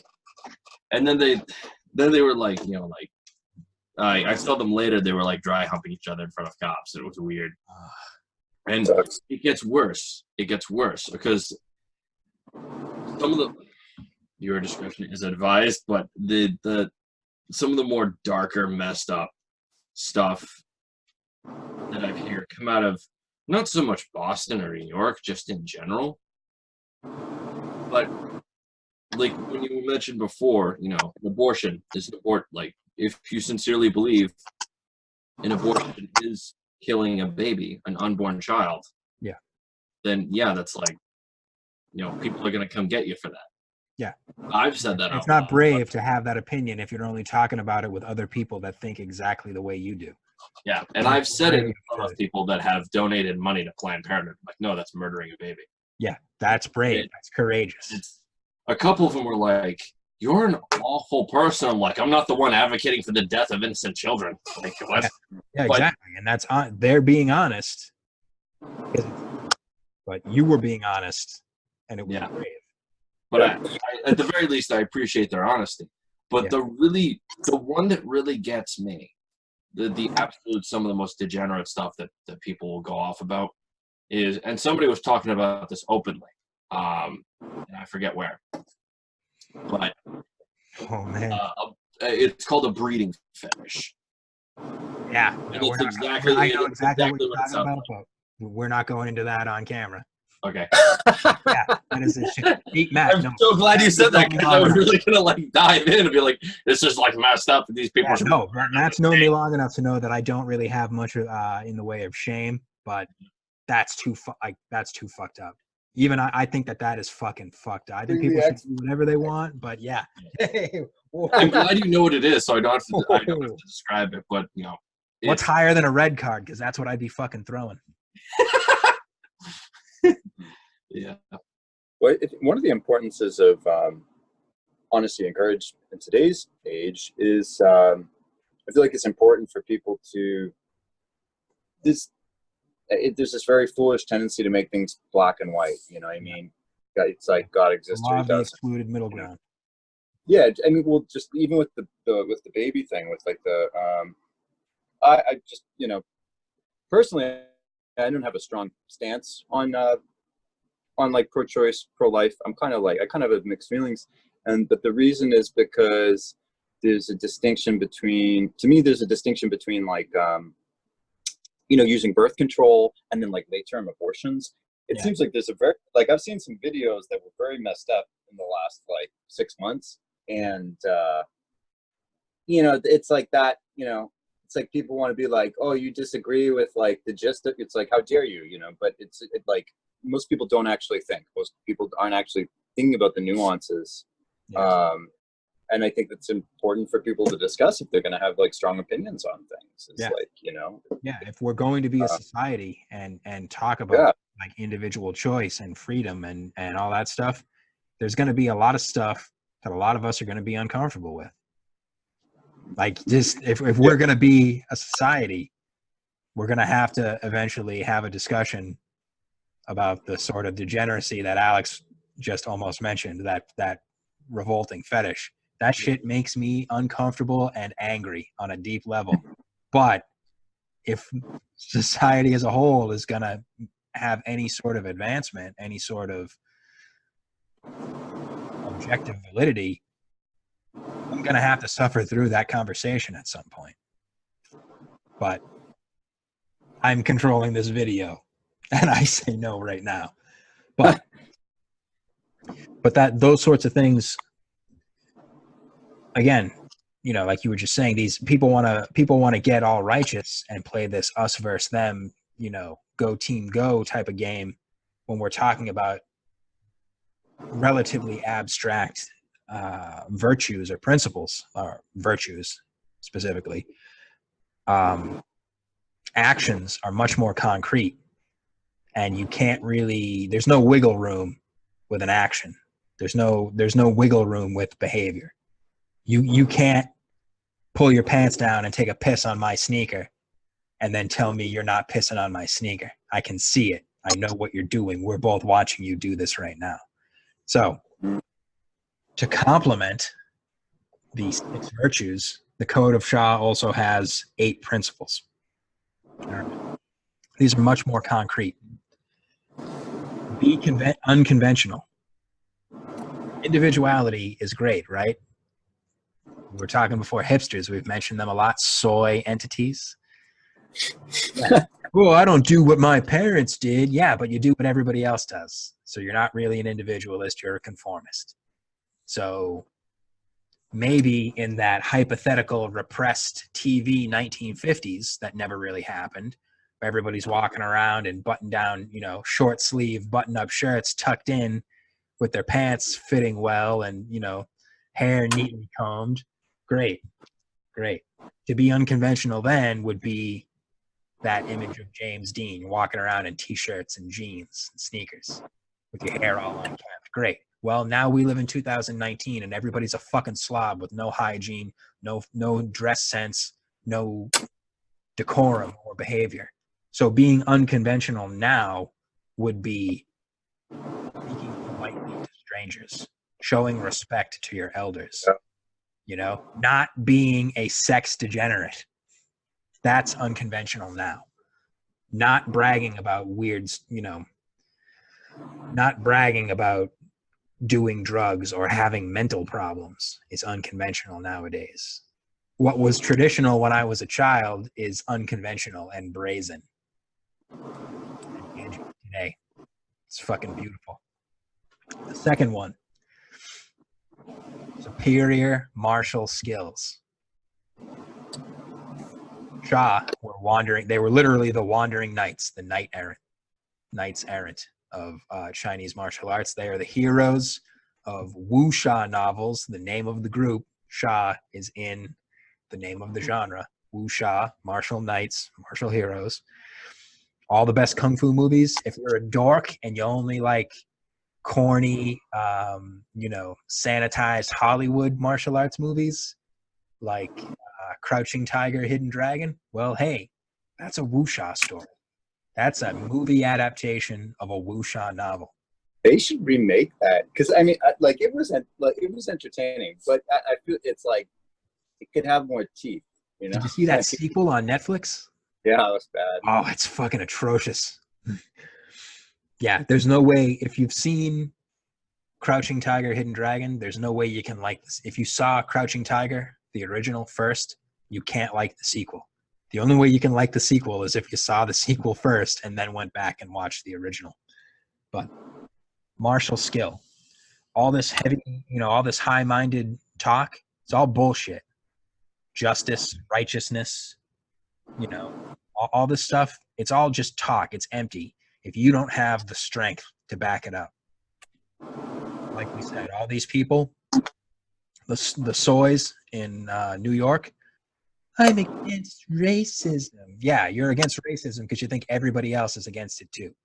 If everybody was for it, your coward ass would be walking around going, yeah, get those people for being different. Totally. Yep. You know, so to really be an honest, brave individualist, to say what you believe is right in the face of all sorts of opposition and condemnation from society, you're going to need the strength to back it up.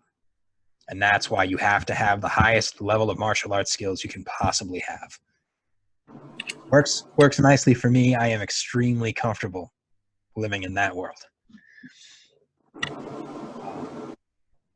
But now we start to get into some principles that are definitely in short supply in today's world. Keep your promises. That's the third principle. So if you say you're going to do it, do it. You know, if you borrow $50 from your friend for whatever reason and you say the words, I am going to pay you back, make sure you do that. Don't say it because it sounds good and then never follow through. That is a big problem that a lot of people have. And people don't seem to realize one big betrayal can be the end of a relationship, a friendship, a romantic relationship, you know, a family relationship. That's obvious. Everybody gets that. But it seems like people don't always realize that, you know, death by 1,000 cuts is possible too. The man called Tubbs, I spend a lot of time, I've mocked this person relentlessly, incessantly in our discussions on Twitter. I mean, I rail against this person. And a couple of people have rightly criticized me as, you know, oh, you come off kind of bitter. I've admitted too, yeah, I am bitter about it. It's an intense, deep personal betrayal. But it wasn't one thing.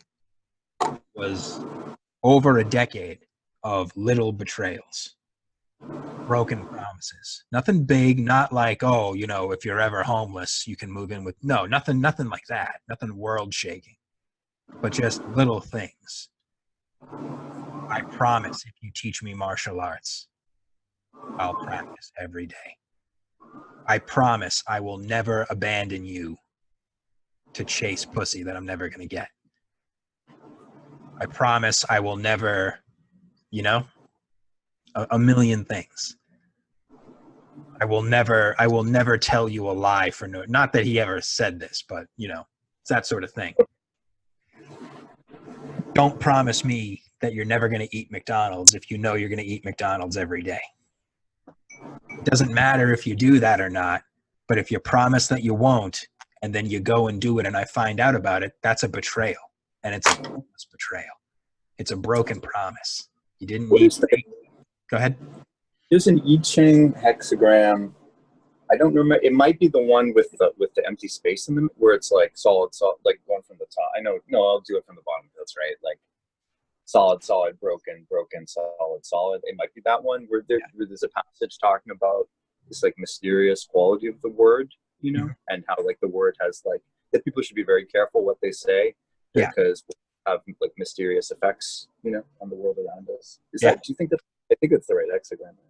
Yeah. But anyway, it's true. We can check it out. But yeah, you're right. You speak things into reality in a way. The old idea of word magic.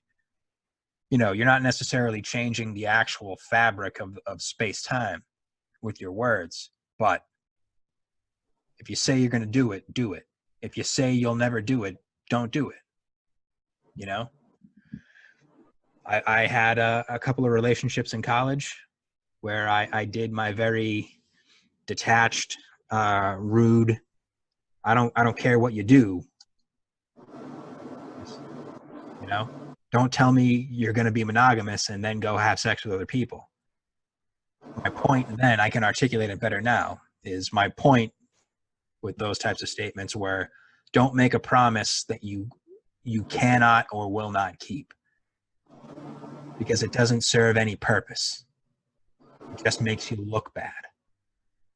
So if it's something that you are never going to do, go ahead and swear that oath all you want.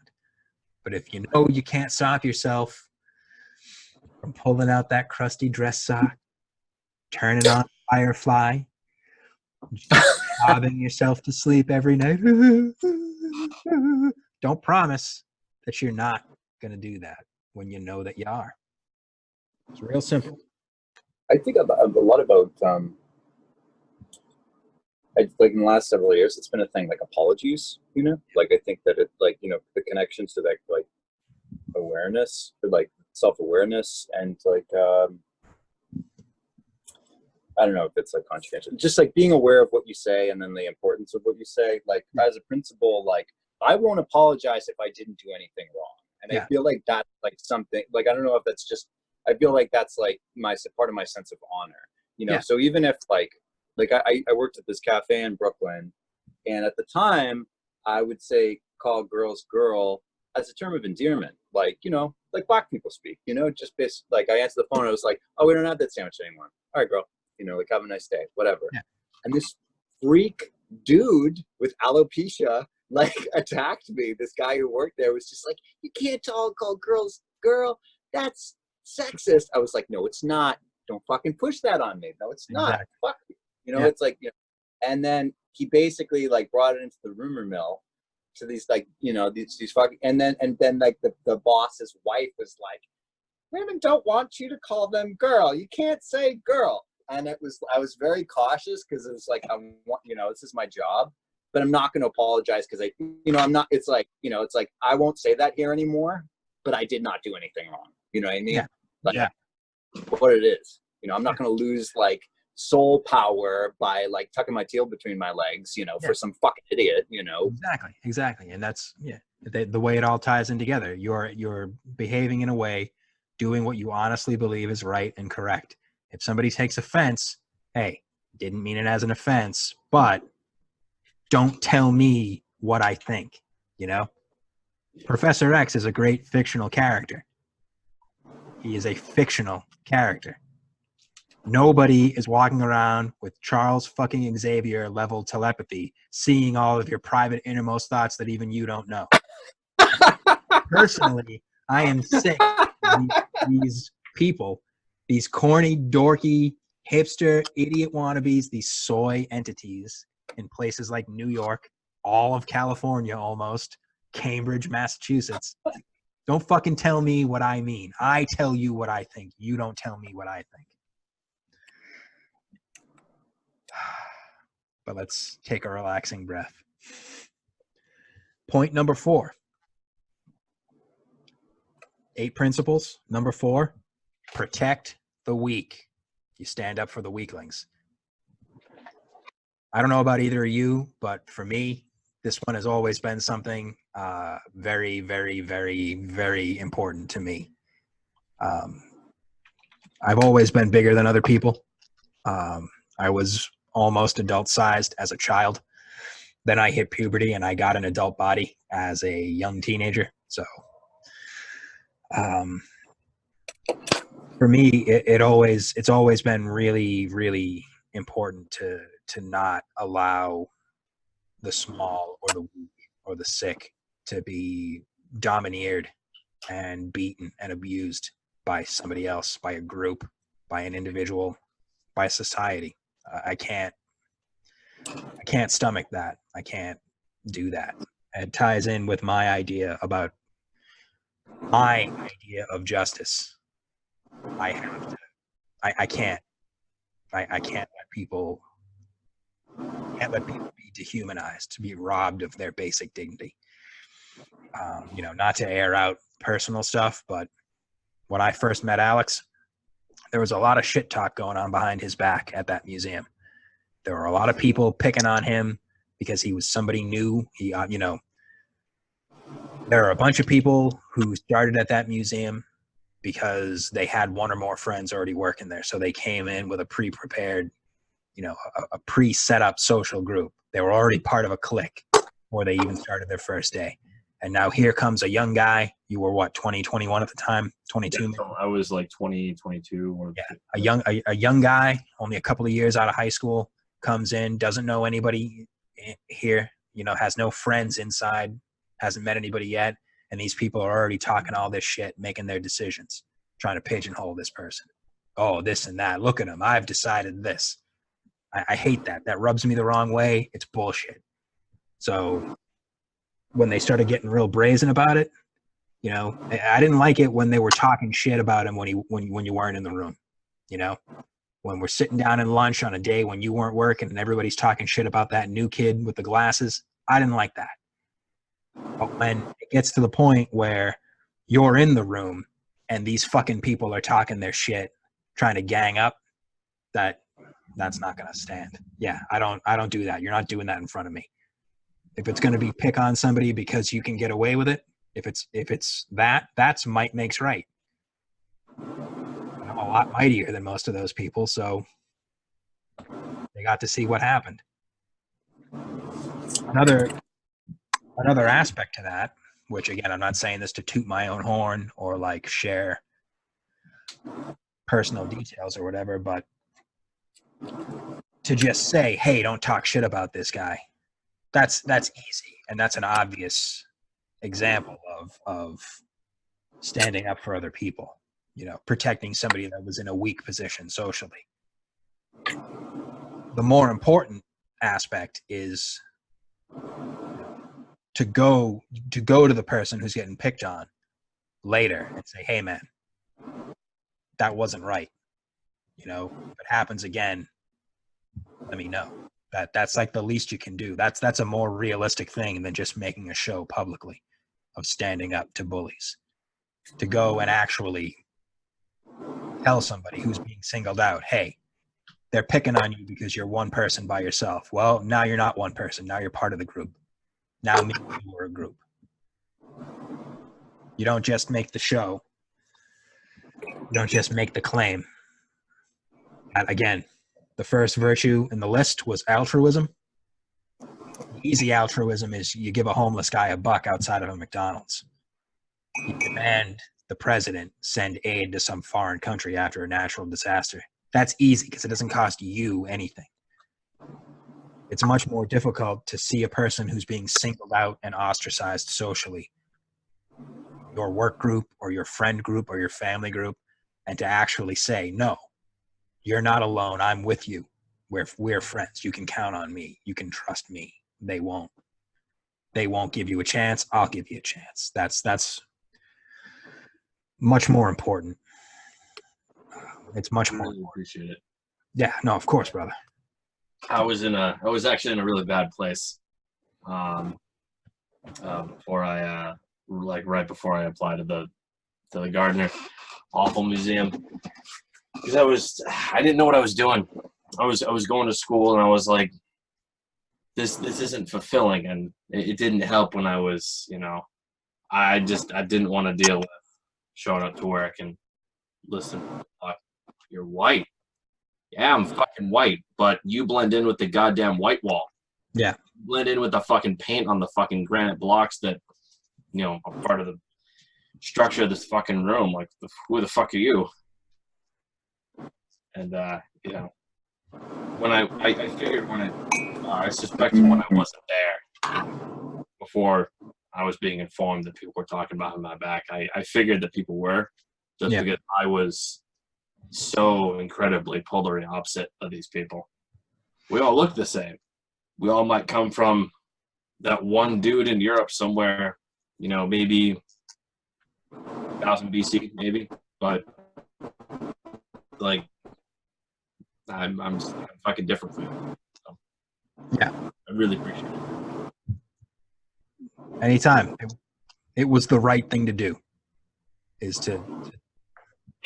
I hate that, especially to make reference to the social situation that we find in our country right now. There are a lot of young people, a lot of young men. That's an easy, obvious one, but there are young women too in this situation. A lot of people being made to feel superfluous or irrelevant. And because humans are a social species, the worst thing you can do to somebody is make them feel superfluous, to make them feel like their existence is a burden. It's not right. Now, the next two principles, 5 and 6, these work together the way some of the ideas did in the martial ethics set. They're disregard wealth and pursue honor. Again, really individualistic, contextual ideas. To disregard wealth doesn't just mean, don't pursue money. It doesn't mean being cavalier about money.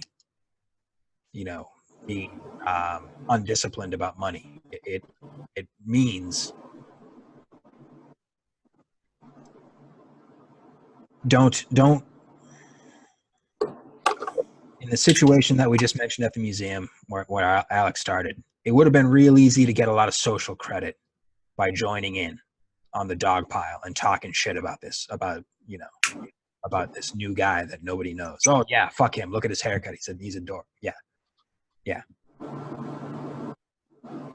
It was a shock. The whole situation was shocking to a lot of these people because it never occurred to them that I wouldn't dogpile some outsider.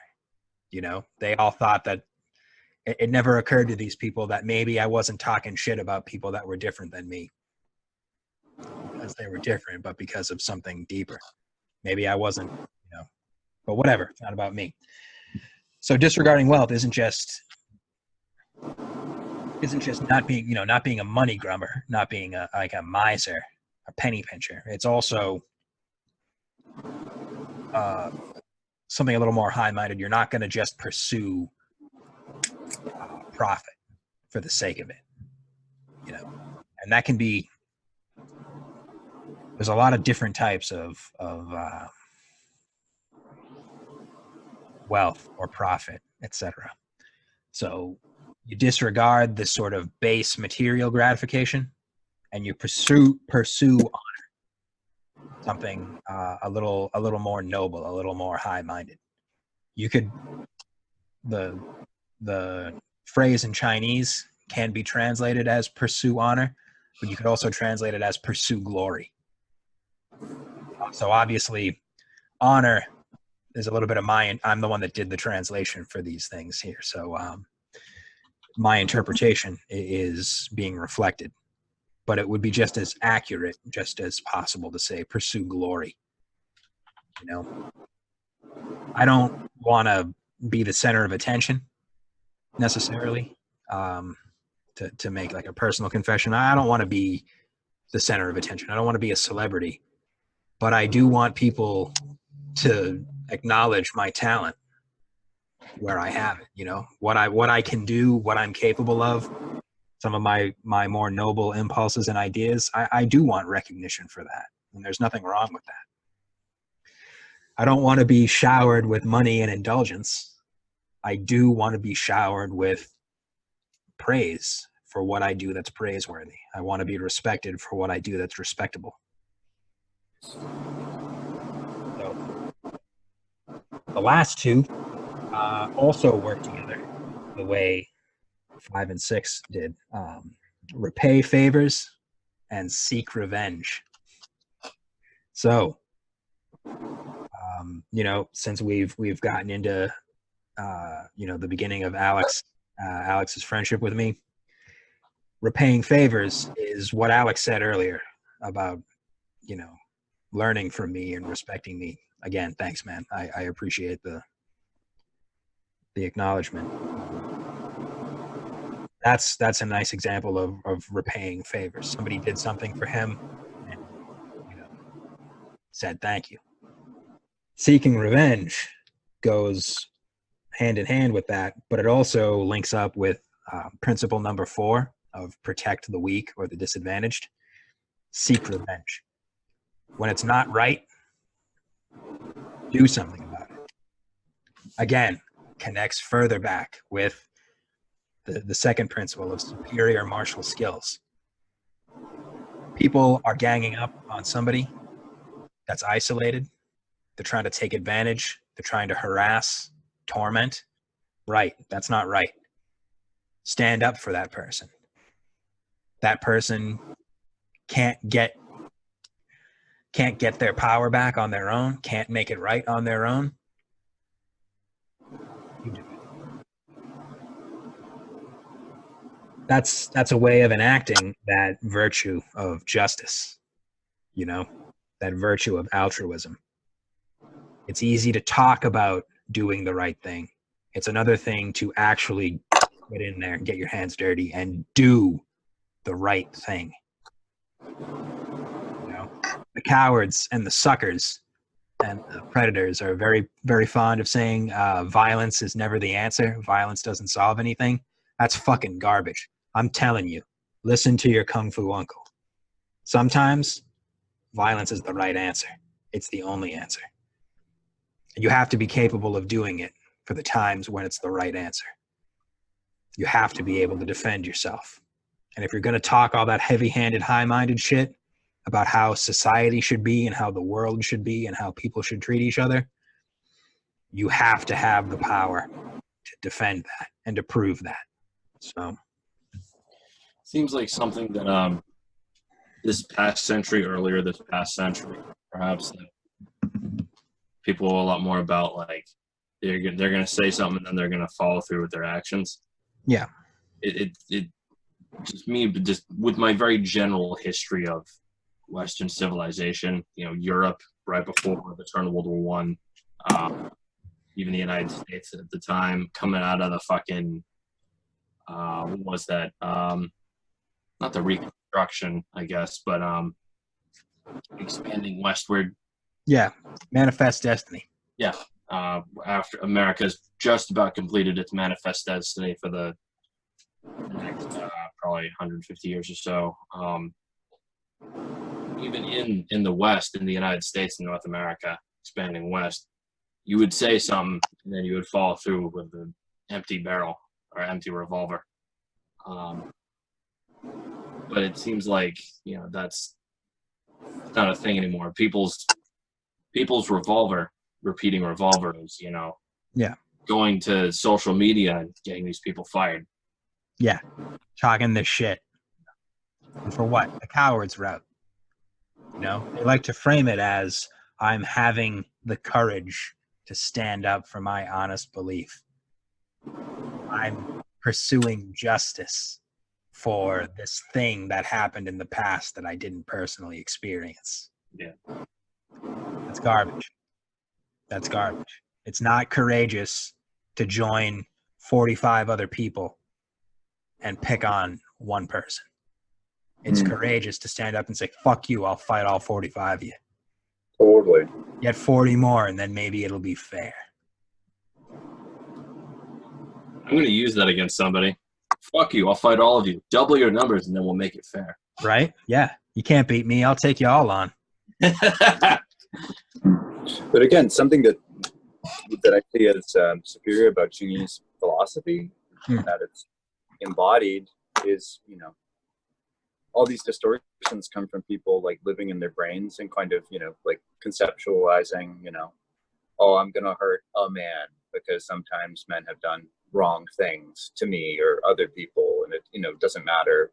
Yeah. Like a lack of, you know, whereas I think cultures of honor, you know, there should be a visceral, it's not just like words in your head. And that's my problem, probably yours too, with like faith-based religions, where it's just like, you know, all right, these are the words, you know, just repeat them or whatever, you know, don't act, you know, it's like you should live. It's like, you know, your laws should be alive within you. Yeah. And spirit of the law, not letter of the law. Yeah. And that's like courage in that moment, like real courage is that, like, regardless of the consequences, this is what's right and this is what's happening, you know, being ready to throw down with somebody that maybe could kick your ass, you know what I mean? Somebody who's like bigger than you or stronger, or being outnumbered, being able to kind of like, that doesn't matter, this matters. And usually that thought or the spirit of that Exactly wins the day, you know? Exactly. Yeah. It's not every martial tradition has this, but it's something that should be kept in mind by more people. The stronger spirit is always going to win in any conflict. Yeah. If it's a contest of wills, if it's a fist fight, if it's you know, a clash between two opposed directions that a culture could take. You know, a lot of people talk about us here in the United States being in the midst of a culture war right now. Okay, well, who's going to win? Whoever has the stronger spirit, they're going to win. That is definitely, you know, you mentioned Xingyi, Matt. That is the number one benefit of Xingyi as a martial art in particular. Why I love Xingyi the most of all the styles I've learned is Xingyi will give you a strong spirit so you can face things openly and honestly. Nice, calm spirit. I wouldn't have survived the last 10 years of my life if not for Xingyi. I'm glad that I, you know, in retrospect, it might have been nice to have a few more years under my belt once the decade of suffering and illness started. But if it weren't for the time that I had put in, I would be dead. If you check out sicknesskungfu.com, you'll see I wrote an essay called How I Survived Sepsis Through the Power of Kung Fu. Well, it's the strength of the spirit that I gained from Xingyi is really what allowed all of those techniques, those chi circulation methods and those meditation methods that I used to keep myself alive. Yeah, they worked because I had a strong spirit and an unbending will to live. Hey, can I say a word on vengeance? Yes, the last one, it got real heavy there for a while, but yes, the fun part, seek revenge. Yes. I was, I mean, a lot of the kind of, you know, I grew up on television and movies, right? Like most of us. And, but I kind of like, there's different kind, you know, it's like there's junk food and then there's nourishment, you know, and then as times pass, there'll be times where I see things and I'm just like, wow, that was truth. You know, usually it's like you know, just like a fleeting moment, you know, it could be in like an action movie, but there'll just be moments where it's like something's going on there. So I like David Lynch in Inland Empire. I've never even watched the whole thing. They gave him too much freedom on it, to be honest. You know, like he didn't have a script. And then the cast was just like, he's brilliant. He's like writing down what we're going to say on the day. And it's really, but there's moments that are cool. And so basically there's this guy, he's like a Polish mob guy. He's like some mafia dude. And there's this director there who's in a movie with his wife. And he knows that the guy wants to bang his wife. So he has this like quiet, menacing conversation with them. And he says, in this universe, there are consequences for our actions. For wrong actions, we could naturally expect consequences. They would be dark and inescapable.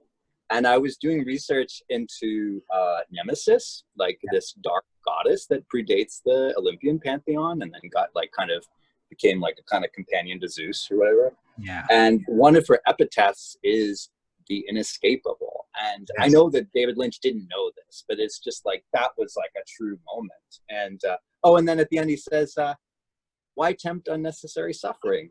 And it's just, it's almost like jolly. So, you know what I mean? There's almost like this like Buddha aspect of it where, you know, in a world full of spoiled children, there need to be punishments and people need it. And I think a lot of, you know, just like negative attention seeking in children, bullies, you know, a lot of people are acting out because they're desperately seeking a strong hand to guide them. Even like, you know, even painfully, especially painfully, you know?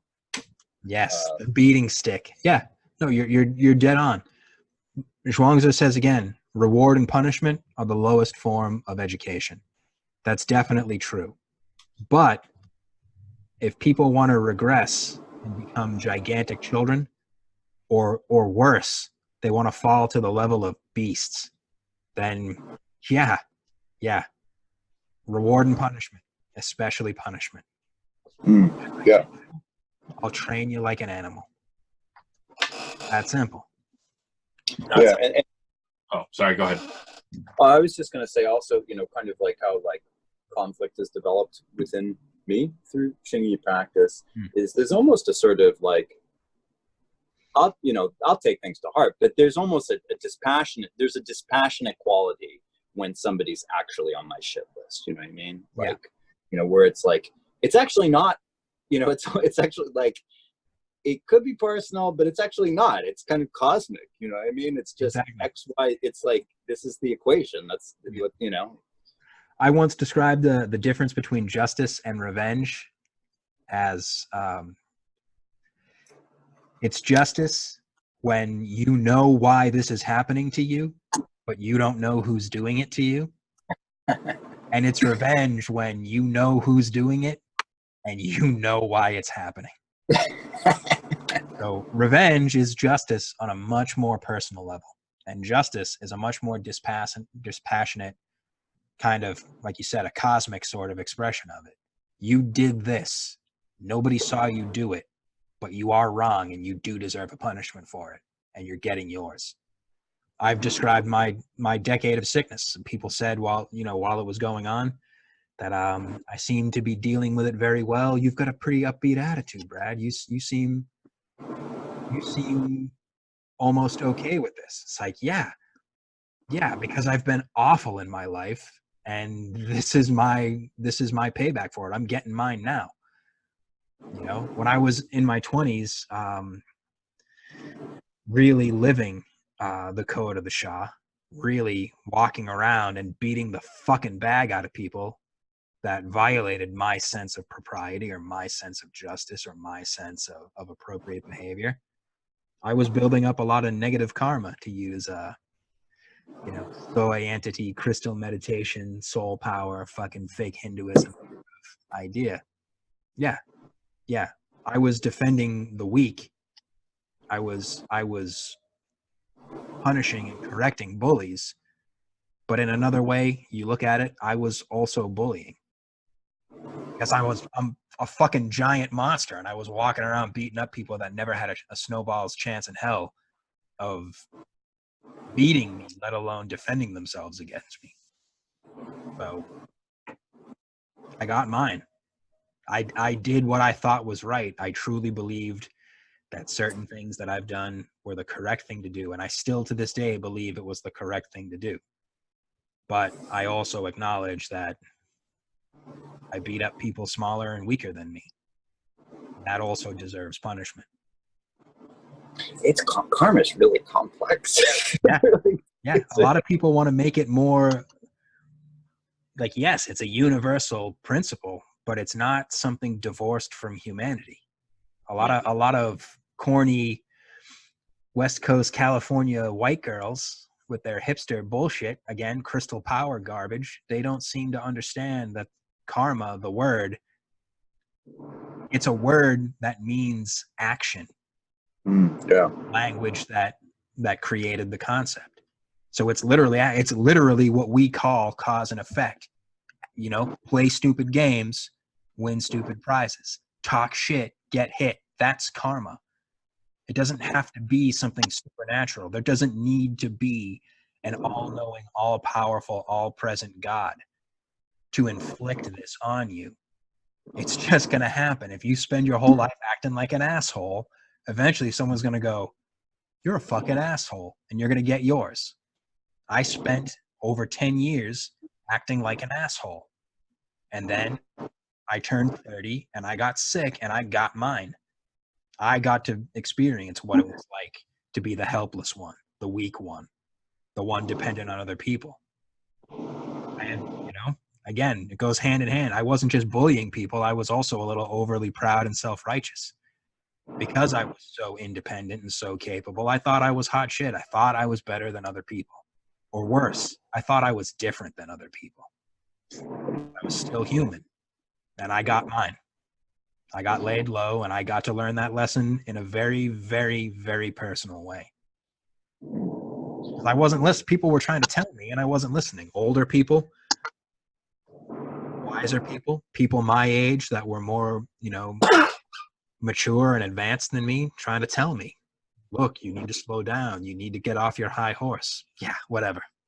So I got mine, and I'm a better person for it.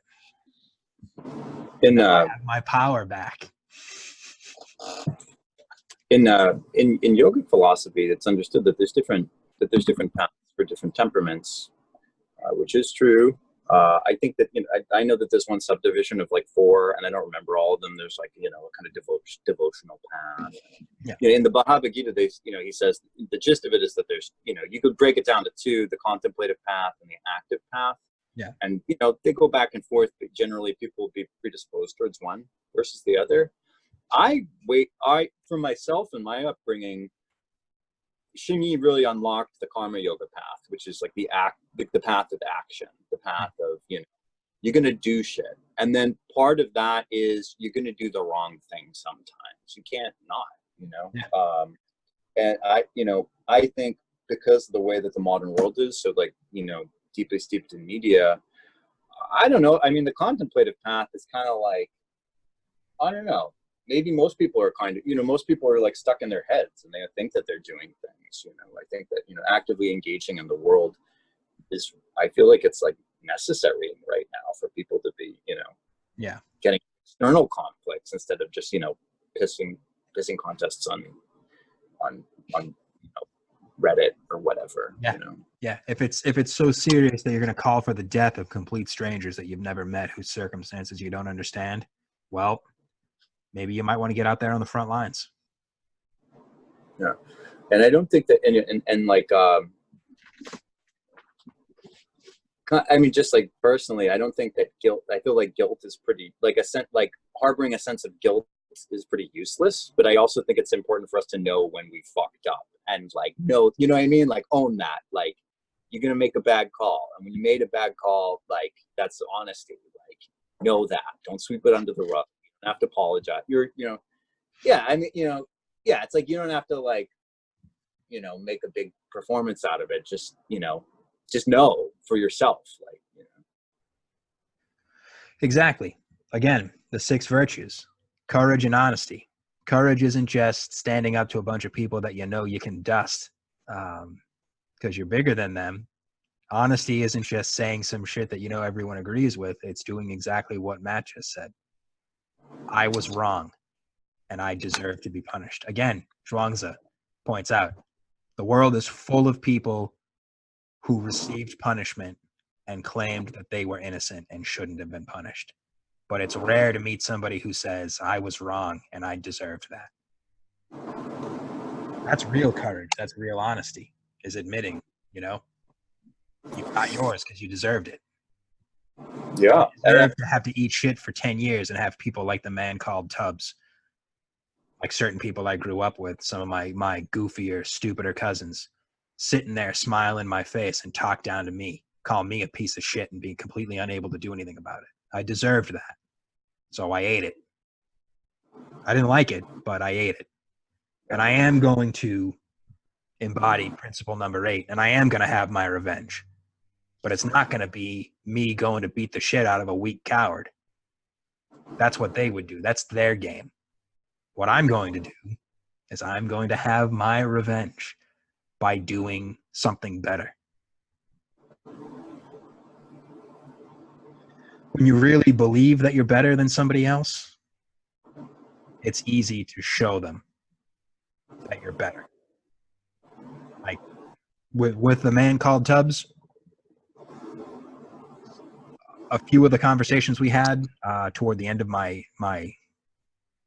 era of illness, he came this close to saying, I'm better than you at martial arts. And if he had said that, my revenge on him would be, I'm going to beat the fucking bag out of him. But he didn't make that claim. So my revenge on him will not be physical. It'll be achievement. This, what we're doing right now, what we've been doing, this is part of my revenge. Putting myself out there and sharing my translations, putting my face on the internet on video and saying my real name, I'm Brad Ruka, I go by Uncle Sickness. That's my revenge. Putting my money where my mouth was, and I'm showing. So You know, the fun part of revenge is using those superior martial skills to fucking fuck somebody up, you know, bust that doo-doo line and make them shit themselves. That's the fun part. But sometimes justice and revenge are different. Sometimes, you know, like Jesus said, turn the other cheek. And as a side note, people don't realize that turn the other cheek, the implication there was put yourself in a position where they can't strike at you. It doesn't mean take it like a bitch. It means, oh, you want to throw a temper tantrum and call me names. Go ahead and call me names. And then you just kind of, hey, look everybody. Wow. Look at this guy. Look at all this bluster. Wow. Look at all this sound and fury. Wow. Jesus. He's like Bugs Bunny. More like Bugs Bunny than people realize. Exactly. Yeah, exactly. But that's, you know, if you're gonna talk the talk of high-minded, noble ideals, you have to be able to walk the walk. And sometimes that is literally getting your hands dirty by fucking up some clowns. And sometimes it's not getting your hands dirty and letting a weak little punk talk their shit. I'm better than you. I'm better than you. Okay, yeah, you're better, sure. Okay. But other times, bam. Yeah. So, we've been going for a while. Any thoughts, any impressions? You know, anything you guys want to add on? The whole just going back to the karma bit. I feel like I don't understand karma at all whatsoever. You guys have, between the two of you, have a much better understanding of karma than me. And I guess up until this point, I never considered the repercussions, the long-term repercussions of my actions, whether I was making a dumb decision or a smart decision. Yeah. And I was always, not so much lately because I've been more conscious of it, and because I've been meditating on this a little bit myself. But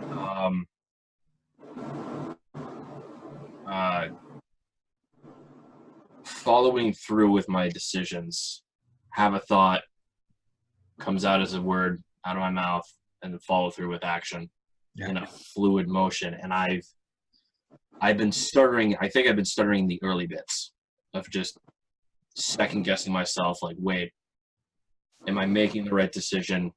Am I making a smart decision? Is this going to come back and bite me in the ass, or is it going to come back and bite somebody else in the ass that I don't know about? Yeah. Yeah, you can't have perfect knowledge. You have to do the best you can at the moment. And if it works out and you're rewarded, great. If it doesn't work out and you got to eat a little shit or take a little punishment, that's also great. You just got to do the best you can now in the moment. Yeah, and that is exactly what we were talking about, but, you know, what Alex and I were talking about earlier today. You just have to do the best you can. Can I say something about karma? Sure. I had a Buddhist teacher, and the kind of like picture she painted to illustrate karma to me was, you have like a pool. Imagine like a pool, a still pool of water. Mm-hmm. Throw a pebble into the pool. The ripples move forward and back. So this is part of how like karma is like, it's actually pretty psychedelic, because like the things we do in the present actually affect the past in a weird way. When the ripples hit the shore, that's when we see the karma manifest. That's like the payoff or whatever. But part of what's weird about it is, you know, most cultures, you know, cultures that have a sense of karma, it's, you know, it's on a long, usually it's a timeline that exceeds this life, you know? So the idea is, you know, so like reaping bad karma, it may not have been from beating up bullies. I mean, it's like, you know, you could have done some shit 3 lifetimes ago that, like, you know, came home to roost. And also part of what's mysterious about karma and gets confused in the West. I don't know if this is Jack Kerouac's fault, although he may have. I like Jack Kerouac, but he grew up Catholic, got into Buddhism, and created a lot of confusion by kind of superimposing the ideas of like sin, or like kind of Catholic ideas of good and bad, which is dualistic, with karma. And karma comes from cultures that aren't actually dualistic, because you can do something good and something really bad can come from it. Exactly. And vice versa. You could do something really bad and then something good comes from it. But, that's why it's mysterious. So generally there's this thought that there are certain ways of behaving, your life will run smoother, and, it will be more beneficial to people in contact with you, not being full of hatred and stupidity. It's like, exactly. Yeah, there we go. It's you can only do the best you can do in the moment, and you can't, it's not that you should act as if there is no tomorrow, but you don't have perfect foresight. There's no way to know what's going to come of this. I did a lot of things, as I said, that they seem just and right to me, but there's a guy with legs that don't work where I grew up, who has to use canes to get around, or 2 crutches to get around. And he's going to be like that for the rest of his life because I mangled him. Yeah. He was trying to hurt somebody. So I did what I thought was right, and I hurt him, but I hurt. Does he really have 2 canes though? Yeah. Fuck. Yeah. I crippled somebody. That's old school. Yeah. And like I said, I thought I was doing the right thing. And the right thing is to, if you see somebody getting mugged or getting assaulted and you can protect them, on paper, one-dimensionally, the right thing to do is to step in and save that weaker person. But I didn't do it because it was the right thing to do. I did it because I was an angry young man. I was taking out my rage and frustration on somebody. I saw somebody taking out their frustration on someone weaker, and I was stronger than them, so I did exactly the same thing. They got their karma immediately, but here it is 20 plus years later, and I'm still getting mine. So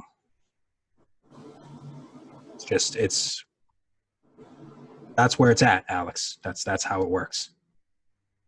You can't know. You can't know if you're doing the right thing or not. You can't know if you're being honest with yourself or not. You can, but it's a level of work, a type of reality that most of us, even the brave ones, are not really prepared to face. So, noted. Damn, we made it heavy again. We're supposed to be talking about how fun revenge is. Life is heavy. That's just reality. Yeah. It's infinitely more honorable to me, and I don't understand why more people aren't interested in kind of participating in their growth and development. And like most people are trying to live in this like bubble of blaming impossible externals for their problems and the world's woes. It's like taking on responsibility for your life. That's living, right? Yeah. I made a mistake, and there's and I'm feeling the hurt. That's Yeah. And then you learn from it. That's all you can do. That's all you can do. So you do the best you can, and if you're wrong, admit you're wrong. So that's something that I try to do. Part of my expression of my individuality is, if I'm wrong and I know I'm wrong, I try to admit it, at least to myself, if not to other people. Mm-hmm. Obviously, we're doing this on camera now, putting it out there for everybody to see, but it's real easy for me to sit there in private with the 2 of you guys and be like, yeah, I did this and I was wrong. It's another thing to sit there and tell other people, hey, everybody, I'm kind of a dickhead. I'm not really a dickhead. I'm more of an asshole. So, but yeah, you've got to own it if you do it. I thought I was right, and I wasn't right, but I did do it. So that's how it is.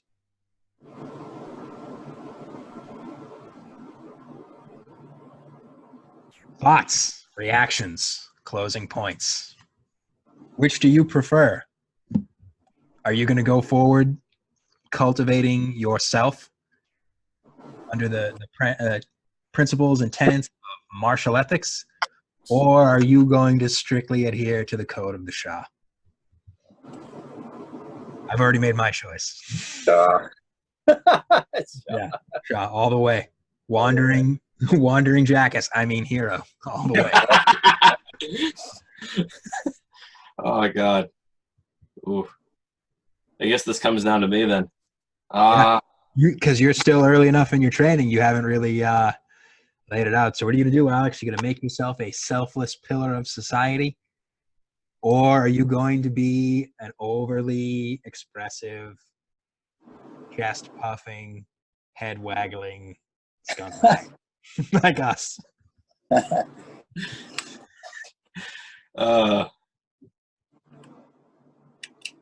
Well, I can't have both.